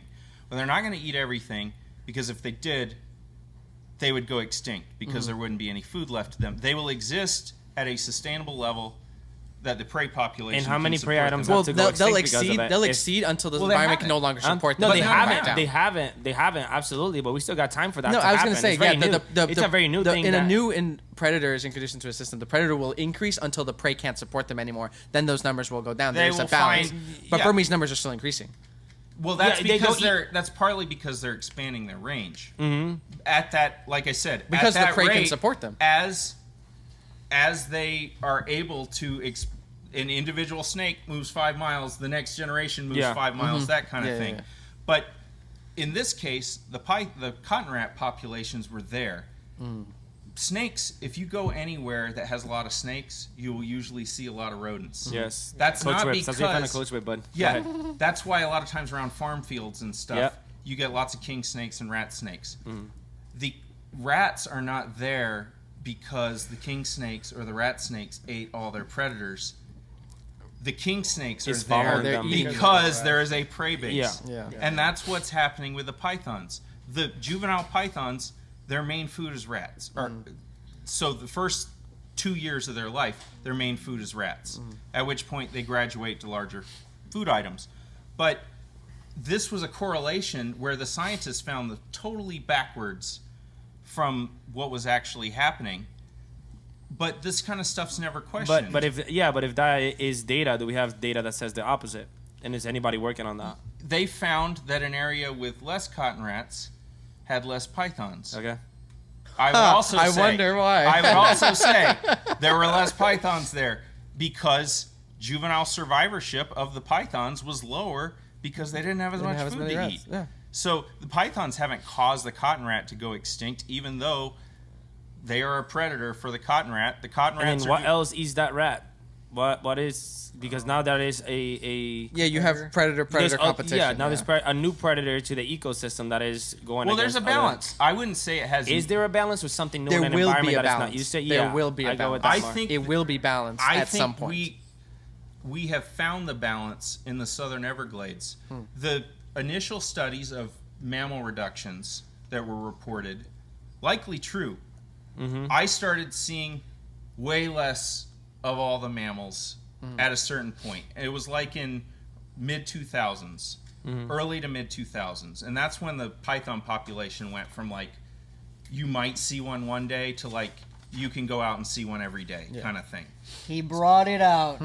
So they were having the python contractors and all the scientists were recording every mammal they found while they did this mammal study. And they found a reduction in marsh rabbits. They found a reduction in raccoons, a lot of things. A few years ago, they stopped having people record the mammal populations. The python contractors are all now observing increased numbers of mammals. Last time I went down to the Everglades, I saw possums, I saw marsh rabbits, I saw raccoons. They're not gone. The python contractors are saying they're seeing deer a lot of times, like tons of them on hammocks, on island hammocks in the Everglades, when they raise the water levels because it'll concentrate on all the deer. They're seeing tons of them. Like, there are still deer out there. So there's no animal that's gone extinct as far as we know. There are impacts, yes. But what are we going to do about it? I would say nothing. Life finds And that's where I disagree. way. That's where I disagree, because that could be your opinion, and that's for the benefit of this industry. But all the scientists who are working on it also say that privately, but they can't say it publicly because that's where all their funding saying is it coming publicly from. sometimes. Yeah. But their grant money is in Absolutely. fighting this python problem. Yeah, absolutely. But nothing's gonna happen. Yeah, but the python is also a problem, just like the hogs are, the lionfish, and many other animals that are also hunted. I feel like we're, as an industry, trying to save an animal that we put in here as an industry, not us ourselves or this generation, but us as an industry, and are trying to save an animal, saying that they're attacking a reptile because it's a reptile, when there's other animals that are also being hunted because of it. Now, there are animals that are not being hunted, and I don't disagree with those things as well. But I feel like with that argument, whenever the cat argument comes up, I feel like that is leaving your own problem, pointing out other problems. Right, whenever right. that shit comes up. I agree with you on that. Yeah, and I've said, because that all reptile keepers in every conversation, what about feral cats? It's like you're just going the wrong way. Well, like, here's you have your the own thing. problem. People love cats, for one thing. Yep. They don't like snakes. Yep. So our animals are always going to be under attack course. more than a cat. I like my cats. It's I just don't like You have cats I do. I have dogs Outdoors? and cats. Do I? outdoors. I'm just kidding. I'm just Well, trying they to came. They Whoa, came, whoa. They came from the outdoors. Oh, They're nice. all wild caught cats. He got them out of their stomachs out of pythons, dude. Locality match. So let's But the get feral cat argument is a stupid one. Yep. Because you're not. We should always be engaged in arguments that are going to win over people that don't agree with us. And with cats, you're not winning over anybody by saying, "What about cats? Right. Yeah, we no. should kill the cats." But you I know can- how crazy that sounds to Yeah, the yeah. majority of the human that are not population into that like likes cats. biology. and they like cats. Yeah. I can say this though: cats is one species. The reptile community, the fact that the amount of animal species in this room, the room that we're in, we can have a greater impact if all of a sudden we start fucking up some more. Maybe the Burmese pythons was a success story. Nature found a way. We've adapted. Doubt Maybe. That's not gonna happen if all of these animals get out. Yeah, like tegus are another one. Like all those animals do have an effect. One that and I'm surprised is Asian water monitors. I'm really surprised that there's not more Asian water they monitors. have been out there. found, just not populations. Right. Yeah. Like, And that's scary. It's just Well, a matter of time. Asian water But monitor was the they're very only. susceptible to the cold. So like a lot We of thought them, the same thing at tegus. Well, No, no, because not- tegus brumate and they go under. And they're in Yeah. Argentina and shit, Yeah, bro. It's tegus cold are as very fuck. cold. Tegus- That's Same, why- same with but Burms, though. Asians, Same with Burms. You got to be very careful. Talk to anybody that keeps Asian water monitors outside. If you keep them outside and winter They comes freeze, and you don't yep. take care of them, they will die on you like that. Yeah. I think Cannon lost one. One time when we were moving to my new facility, my black dragon, we were in transit, and it was like one of the coldest days, bro. We got to the new facility, and I'm like, this thing was like about to die in my hands, and I had to like The bring problem it is back. the animal is contained. Yeah. The animal doesn't have the options to find what it Right, needs. right. A Yeah. wild animal, May They figure it find out. what- they Like find burrows Life and finds a shit. way. Like certain Right. animals Life have to does deal with find a that. way. So- Water monitors were the only specific species mentioned at the last tag meeting that I know.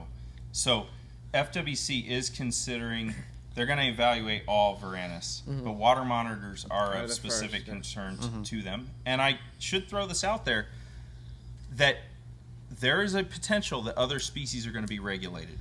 Absolutely. And USARK Florida, nobody is going to prevent this because if the state demonstrates a compelling state interest that this is in the interest of the environment and they do a proper scientific evaluation, they find that to be a risk, they do have the justification to do that. So we should be prepared. But I think as an organization, we would argue people should still be able to keep water monitors, but in a regulated way. Yeah, that's where I disagree with them because their regulations sometimes have bullshit. If you're listening to this, you're a reptile lover, all right? And what do we all need? We need supplies. So, we got you covered. Head on over to imperialreptiles.com and use the code REPTILESWITH to get a specific discount special to us and our listeners for your reptile supplies today. One more time, that's imperialreptiles.com. Use the code REPTILESWITH. Yeah. Yeah, a lot of the We should fucking- have caging standards. Yes, absolutely. Microchipping, Yeah. things like Absolutely. that. Which is what we wanted for tegus over a decade ago, Yeah. and FWC wouldn't do it. Yeah. Yeah, I think like just to talk shit a little bit because I haven't talked shit about them. Like the alligator enclosure requirement is just say alligator going in an enclosure that is contained, and he just Bro. has to be able to turn around. You go to certain facilities. It's fucking crazy, But you bro. go to certain facilities and you'll have, literally, I've seen this, a bunker of a tegu cage. Yes. And then right next to it, it's a Cuban croc with some fence that comes up to like this high. Yeah. I'm like, how does that make any sense? And a keeper that's missing a couple fingers. Yeah. It's like I that's where I don't agree with that organization where it's like, all right, y'all motherfuckers are just fucking dumb at that point. And then where I don't agree over here is that sometimes the opinions and Start your own thing, Chucky. I'm about to. So we have this thing. Yeah, we have a thing. That's what I'm gonna like tag in at the end. Do you want to finish your statement? I think the again, like, to the conclusion of why I don't agree with a lot of USARK thing, it's like a lot of not okay people are part of it, and I'm not with that. I'm also not very big on the pet trade anymore because of the many times that I've been failed by the industry itself and the things that I've seen happen. And Is this an industry that's supposed to support your self-worth and emotions? No, but the animals. I'm but the animals and the needs. That's all. Yo, this guy was about to roast your ass, dog. I'm like, what the fuck? No, but the animals, the needs of the animals. We're working with live animals. Yeah. We're affecting The industry environment. has let me down. All right. So we're gonna close off with conservation. Oh, yeah, we've been trying to go to Yeah. So this organization thing that you brought up. So you had said Chuck should start an organization. Yeah. It's a joke on this podcast. Yeah. Because Tino for like 3 episodes could not say FWC. He kept saying KFC. So we're like, what if we start an I think organization? you said that today at some point. I think maybe. I probably did. Seriously, because I was confused. Oh, maybe I did. That is possible. He can. So I look, think we'll have to review. I don't know if it was before, maybe. but I swear you said I bet. KFC, and I thought you were like talking about my gut or something. dude. So it's so we named it Keepers for Conservation, right? Oh, sick. So yeah. That's the background. Oh my God. god! No, No way. No. So this is a That's a mural. sign, dude. This is a mural on the wall of Colonel Sanders' original restaurant in Corbin, Kentucky. It's the Sanders wild. Cafe. Huh. Where he's his first restaurant. What's happening? Dang. We all gotta go. I don't. Why is that your phone screen? Like that says something. Like, what the fuck? Yeah, okay. I made it my phone screen when I went there like years ago as a joke, and I just never did it that changed way? it. Wow. And people kept asking like, why is Colonel Sanders the background on For your this. phone? And For this moment right here. I had been saving for just this moment. So Keepers for Conservation. The whole idea was apparently. Can you explain the hunting organization? Okay, so and why I nobody feel like with laws, right? Whenever like animal rights activists or anybody goes for hunters, what is the main fucking excuse? That we are conservationists. Boom. And land is preserved. Boom. We're the original conservationists. Teddy Boom. Roosevelt.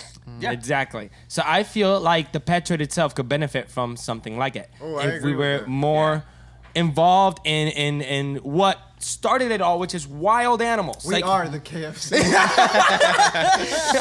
I feel like for me, like I wanted to be a ball python keeper or breeder, and then I thought after some time that I was bullshit, and it was. Hey, Got him. I'm kidding, it's bro. okay. But I am. but like I went outside and I experienced herping, and then I saw behaviors that the animals could not perform in captivity, like in a tub specifically. Pause. And I'm like, My spider ball python. He does whatever he it's a wants. helicopter the whole time. But I saw those things in the wild, and I'm like, I became more interested in what the fuck is out there than it is out here. Yeah. And I became very passionate on the wildlife side of animals, where before I was more in the captive. And once I learned that, and I come back to the captive and I speak on those things, people did not understand what the fuck I was saying. And I was like, do we love animals, or do we love animals in cages? Yeah. You know, like, Well, this is where this was really important to me, and that's part of how I promoted myself to USARK Florida. I'm like, you guys don't always have a full perspective on knowing everything about herps. They also didn't know how to respond when they're attacked by biologists and FWC and stuff. And they don't know when things are being exaggerated, when data is, maybe being interpreted wrong. But we have to be for conservation. I'm a conservationist first and foremost. I really am. I've worked my whole life in conservation. If I couldn't keep another herp in a cage for the rest of my life, I would still want to save them. That's why we have the same name, dude. Yeah. I've right fucking there. I always say that. And when you study stuff in the wild, like when I started doing telemetry with box turtles for University of Central Florida, I knew it was going to be interesting, but it opens your eyes when you understand the day-to-day life of an animal in the wild. Like, I kind of thought, I always had a big enclosure for my box turtles and stuff, like where they could roam, but I noticed the box turtles would go and like settle in one part of the enclosure like every day. And I'd also heard things like a box turtle lives its whole life in an area the size of a football field. They don't have large home ranges. Well, imagine my surprise, nobody had done a Florida box turtle telemetry project at that time like we did. They have since then. Imagine my surprise when we had box turtles going and taking off 300 meters in one, like we would check them twice a week, we would track them. In one shot, a box turtle is taking off, and it's now, you can't even get a signal with your telemetry equipment. So we have to go ride around in the woods on an ATV or walk, hike through swamps. Where so this you turtle go? You get a radio signal, a beep, beep, beep. And we started seeing these amazing movements by these turtles, but not just that. When we'd follow them over the course of a whole year, we saw that a turtle, you could find it next to a log, and it would make a trek. One of our females, its home range from end to end was 2.6 kilometers. A box turtle, a little turtle. And yet, she would move down into the lowlands in advance of the rainy season. It would fill up, the floodplain, the river floodplain would fill up. She would become aquatic for the first few months of the rainy season. And then for some reason, before the water dried up, they would leave the water and they would go back to the more upland habitat. But not just that, she would be right next to the same exact log she was sitting up against when you found her before. They're crazy. So this, so cool. if you think these animals are stupid, You're wrong. So wrong. you're talking about a turtle that literally knows a specific log in its 2.6 kilometer home range. So this is not a dumb animal. This is an animal that knows what it's doing. And we've talked about like translocation of animals. When they move an animal, it will take off and go back to try to find its home. Whether it's a crocodile or a gopher tortoise or an indigo snake. They try to go back. They're much more intelligent than we give them credit for. And I think as keepers, we have to be aware of this. And we have to understand that these aren't just dumb things. And if given the opportunity, animals will engage in behaviors that you might never see if you keep it in a cage too small or with no a bare substrate and nothing else. But that's where we're also evolving. That's what I was gonna say. I see, especially from a seller's perspective, like I see a lot of my customers going the bioactive route, and like no longer do they want to keep it like in the minimum way. They want to like give red bulbs. Yeah, exactly. They want to give it like isopods and want to like deck out their huge enclosure and stuff. And I think that's the trend that but here's what I'd say about that. That's all great. When I first heard about bioactive, Philippe de Vaugelet wrote a book, The Art of Snake Keeping. And it was the first time I'd ever heard of bioactive substrates. And it got my attention because there's a beautiful Everglades rat snake on the cover of the book, which is one of the main snakes I breed. So right away I wanted that book. Anyway, but it's not about rat snakes specifically, but it talked about bioactive. I'm like, this is an awesome idea. Like, it sounds amazing. And I've really followed bioactive. But here's where we should consider the animal's needs. But the problem is the bioactive people have developed kind of a bad reputation of attacking everybody who doesn't do it their way. And that's not the way you win hearts and minds. That's just the way you make people hate. You're supposed to inspire. So if you are attacking people who don't do bioactive or keep stuff in racks, and you basically say you're a bad Yeah, you're a bad person because you keep a snake in a rack. Yeah. Well, we're at a point where a lot of breeders, especially in certain segments of our community, do keep snakes in racks. Yeah. Are you going to win them over by saying you're cruel and I know I'm so smart, I know all of this stuff, you're a horrible person, you're cruel? Is that really going to win them over? You might be right. I think I got roasted sometimes, but are you going to actually bring about change, or are you just going to bring a divide and they're not going to listen? They're going to shut you down. You got to put your ball pythons in enclosures, so he's like, and send pictures all the time. You're like, look how cool they are. No, but I feel like that's what this podcast pretty much is. Like, all three of us, very different. He keeps things in racks, and I'm like, that's bullshit. But at the same time, like, I still treat him like a human being. You know, he might be a piece of shit, but I've developed this KFC idea a little further with like comparing it to like an AZA institution or what Europe does with stud books and with we used to have those imports and all that. Yeah, and it's like they went to shit.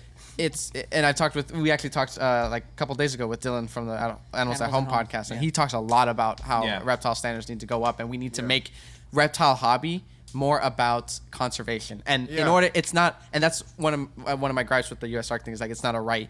It's because when we espouse this don't tread on me mentality, you can't justify what you're doing. You're just saying it's my God-given right, you know. Whereas if you come at it from an angle where it's like, hey, we do something for conservation, you know, like with the Diamondback Terrier reintegration program. It's like, hey, we are trying to make it so that these animals do better. That's something that I've always been really hardcore, and I said if I join with you guys, we have to be for conservation. We have to be for reptiles. We're for reptiles and reptile people, whether it's in the wild or in captivity. So I'm going to post stuff about wild herps, and especially in Florida. I think we should all be concerned about that as reptile enthusiasts. Yeah. I care about that. And if I can help spread that information to a community that doesn't always know about it, it's not that they're bad, but they don't always know. They don't. Your average ball python keeper knows nothing about snakes in the wild in Florida. I think to an extent they don't care, and for me that's a problem. And that's possible too. I mean, it also depends because, like, for example, your average ball python keeper might not live in a place that you could go herping. Like, you've developed a love for herping and these animals because you can go outside and go see them in the wild and see their interactions with, you know, nature and everything. But a lot of people don't live in areas where reptiles are even native. Then in that case, so like maybe it's perhaps their only way of getting in touch with nature is with their ball python and their 20 pounds. And I get that, but at the same time, when they make that purchase for that animal, a portion of those proceeds should go to their local conservation organization. Or their seller should be like, hey, a portion of our proceeds, our profits, are going to go to conservation. When I brought it up, it wasn't even like something to argue with like one another. That's not the argument. In this case, we don't matter to argue with one another because we can't do shit about it. But if FWC comes for you and you could go, hey, this is what we do to conservation. Hey, we control this much because we donate this much to conservation. That's what hunters do, bro. And they get to hunt whatever the fuck they want.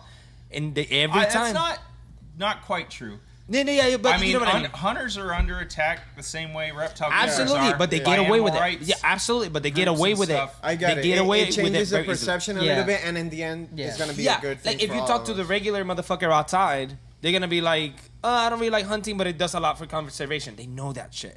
If you talk about the pet trade, they know only one side of shit. I got you. You know what though? I would say a lot of reptile keepers might be uninformed about conservation, but when presented with this, a lot of times they're all on board. I'm sure a lot would. That's when I post stuff, like early on when I joined USARK Florida, one of the biggest posts we had was on indigo snakes. And I posted on the reintroduction project. And that got huge. And I think the fact that somebody has a ball python means that they already are predisposed to like snakes. And they might not know about an indigo snake, but when you tell them about it, they're like, oh, that's cool. That's awesome. Or mud snakes. You know? Some might also say, I want one. Well, So that's a divide. I think, and then it also is like, oh, is it the responsibility of me who bought the ball python? Is it the responsibility of the person who to find the information? Is it the responsibility of the person who sold me the ball python? Reptile keepers, like with CrocFest. So I've been involved with CrocFest for years. My buddy Kurt Harpsmeyer and Colette Adams, who's from Glass Porter Zoo in Texas, put it on. It raises money for an endangered crocodilian species twice a year. Most of the people that donate to that are reptile keepers. Yes. And I think that's an example of when presented the opportunity, reptile keepers will show up. So But whose responsibility is it to provide that opportunity? Is it yours with the social media? I mean, for it's USARK? all of in us. some It's ways all of we us. try, but Yeah. like I said, also small organization, Yeah. not that well funded. If we did everything that I wanted, and not just me, Elizabeth Wisniewski, our president, You'll we run would out love of- to be doing more education. We'd love to be doing more conservation stuff. That is something we want to do, but we can't when we're limited by the amount that we. And I'm not just using this as a donation pitch, but we are putting out fires all the time, and There's no other focus or time for. Or, and I resources. disagree sometimes with the characterization. Like, things have been very dire recently. We were very close at the last FWC meeting to losing in a very big way. And partly what changed, those draft rules in implementing whitelists weren't put there for fun. They were they wrote the draft rules less than 24 hours before the first day of the meeting. They fully intended to vote on those rules. Yeah. The commissioners would have voted for it. But what happened, it came at an inconvenient time. Because of the massacre, our whole community was outraged, and they were ready to fight. So there was that. And then there was a coalescing of all the industries, all the animal industries, the tropical fish people, the bird people, everything, and they all showed up to the meeting. So when Chairman Barretto, that second day of the meeting, before that debate even happened on those rules, said, just to let everybody know, we're not passing these today, that was because on that second day, it was decided those weren't being passed because there was a huge crowd that was going to drag them through the mud. Yeah. And they didn't drag them through the mud as much as they would have if he didn't tell them, no, this isn't happening. They went into that meeting fully expecting to pass those rules. Is that what happened? Yes. They wouldn't have written the draft rules. And from the and also from the information I have from inside the agency, there were people there that were looking to punish us as retribution for us dragging them through the mud with coffee on that whole thing. But what happened? Reptiles with coffee. And let's talk about my interaction with Barretto that first day that you were very offended by. Yeah. Turtles drowning, dude. This is a huge event that happened. This massacre got worldwide media attention. FWC does an executive director's report at the beginning of every meeting. It was not spoken about. It was not mentioned the whole first part of the meeting. They had an agenda item about Operation Viper. They decided not to allow public comment on that. They knew there were going to be a bunch of reptile keepers there. So right there, they took an opportunity to silence. They said, oh, we don't think this isn't a rule item that requires action. So they didn't allow public comment on that. The trapping thing, I have some concern about. I've talked a lot about diamondback terrapins. I know that wasn't specifically the issue. I don't think what they tell us we can comment on always dictates what we should say, because they control that whole debate. Most of the commission meetings are the commissioners patting each other on the back. You were there. You saw they talk about how great each other are, just over and over and over. There was never going to be an opportunity to talk about coffee. There was a time at the second day that was open for discussion. Barretto said it's on the agenda for tomorrow. That wasn't true. It was not on the agenda. There was an open area, but it wasn't a topic. But it was an open area to speak about whatever the hell you wanted. However, when they recognize you to speak, you may speak. They can't control my freedom of speech. So I took that opportunity where FWC was saying how concerned about humane treatment of animals they were, and I was referring it to another situation. And that pissed you off. Yeah, I feel like it pissed Barretto off because he did not want to talk about it. For me, it's not to talk about it. Like I love to talk about it, but I feel like it's because you think it was out of turn. It just took away from the conversation of the turtles themselves, which is also another reptile, and this one in the wild. So it's like I think that like if we're gonna talk about that specific topic, like specifically that of the turtles, The turtles were due to their time. well, yeah, I feel like that conversation. It was turtle time. It was turtle. Well, it was the item. To be fair, the item was not about turtles, and they even bashed me after that. Melissa Tucker from FWC clarified. Just to be clear, this trapping item was not about turtle trapping. So they were trying to squash me at every point there. Here's the thing. And let's end on this one. What happened there changed the whole course of the whole meeting. Because my exchange with Barretto, and it may have been intended this way, Barretto reacts sometimes in ways he shouldn't. Yeah, emotionally. He's very easy to set a trap for if you know what you're doing and you're a good debater. I kind of knew how he was going to react. He made himself look like a jerk. Florida Politics wrote an article just about our exchange, and they said this shows what's going to happen the second day. This was just the warm-up. And Florida Politics covers these reptile issues like it's a drama, which it kind of is, you know? So they wrote an article about it, and what I have from sources within the media is that the governor's office put pressure on Barretto then the second day. Look, you're making us look like a jerk, like jerks. You're an appointee of the governor. The governor's running for president.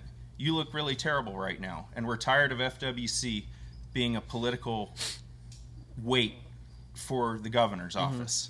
They'd already been bombarded by calls from reptile keepers for weeks and weeks. I tagged Ron DeSantis on Facebook. Yeah. Yeah, I did. It was me, guys.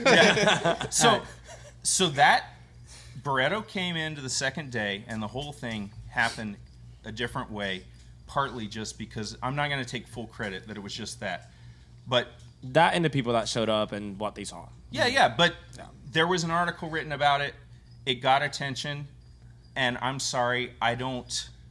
God Barretto doesn't control my freedom of speech in a time for public comment. They also got mad when I spoke about him filling in Lake Worth Lagoon. They didn't want us to talk about that either. Nope. They recognize you to speak. You're allowed to speak and use your freedom of speech, and that's what I feel that I did. All right, now Yoshii stops you. Yeah. All right, you can't stop me. I have freedom of speech. Sorry, we gotta do this again. Yes. We're cutting it close on time. I know that you guys have to go. Still against USARK or pretty much? I like them though. Just because, for me, not willing to take the bad. That's with the fine. good. That's fine. And still for USARK, obviously. Of course. Right? No, and I'm we against you. And we can still. Can I say something real quick about like social media personalities that are known and stuff that even David, as much as I like him, doesn't speak for USARK Florida or the board. Kevin McCurley does not speak for the board.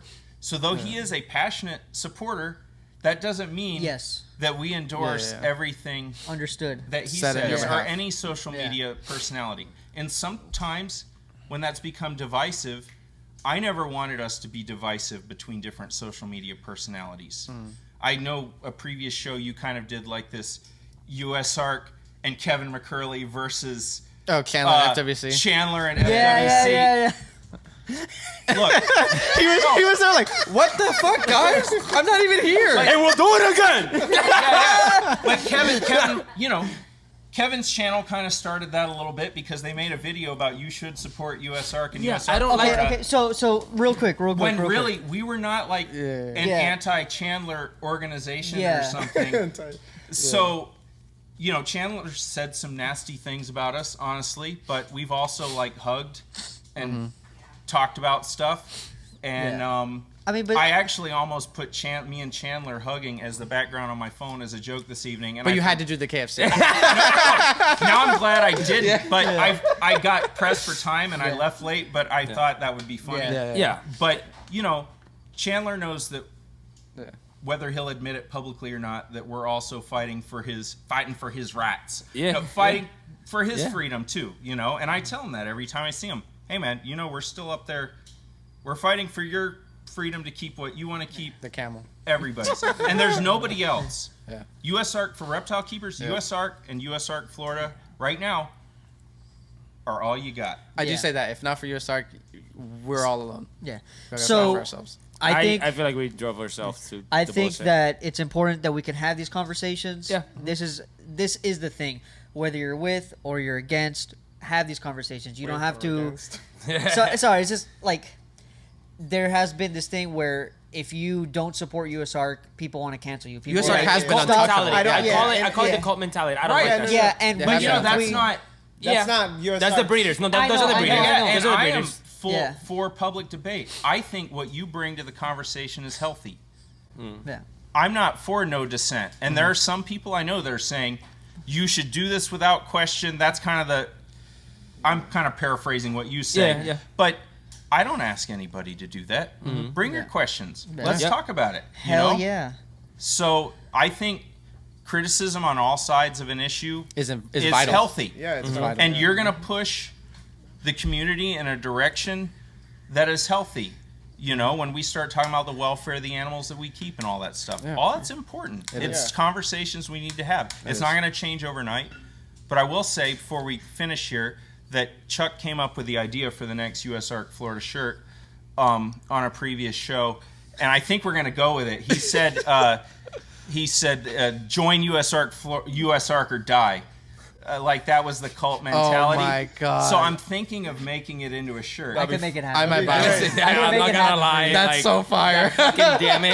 God fucking damn it, but that's I fire. can make it happen for you. Let's That's do great. that. All right, pretty and fun. also before we get off, I want to give a huge shout out to Daniela because she's the one that made it happen. She just went to the back. Daniela from TikisGeckos, thank you so much for getting this together. Yay! You're great. This couldn't have happened without her. This was the Reptiles with Podcast.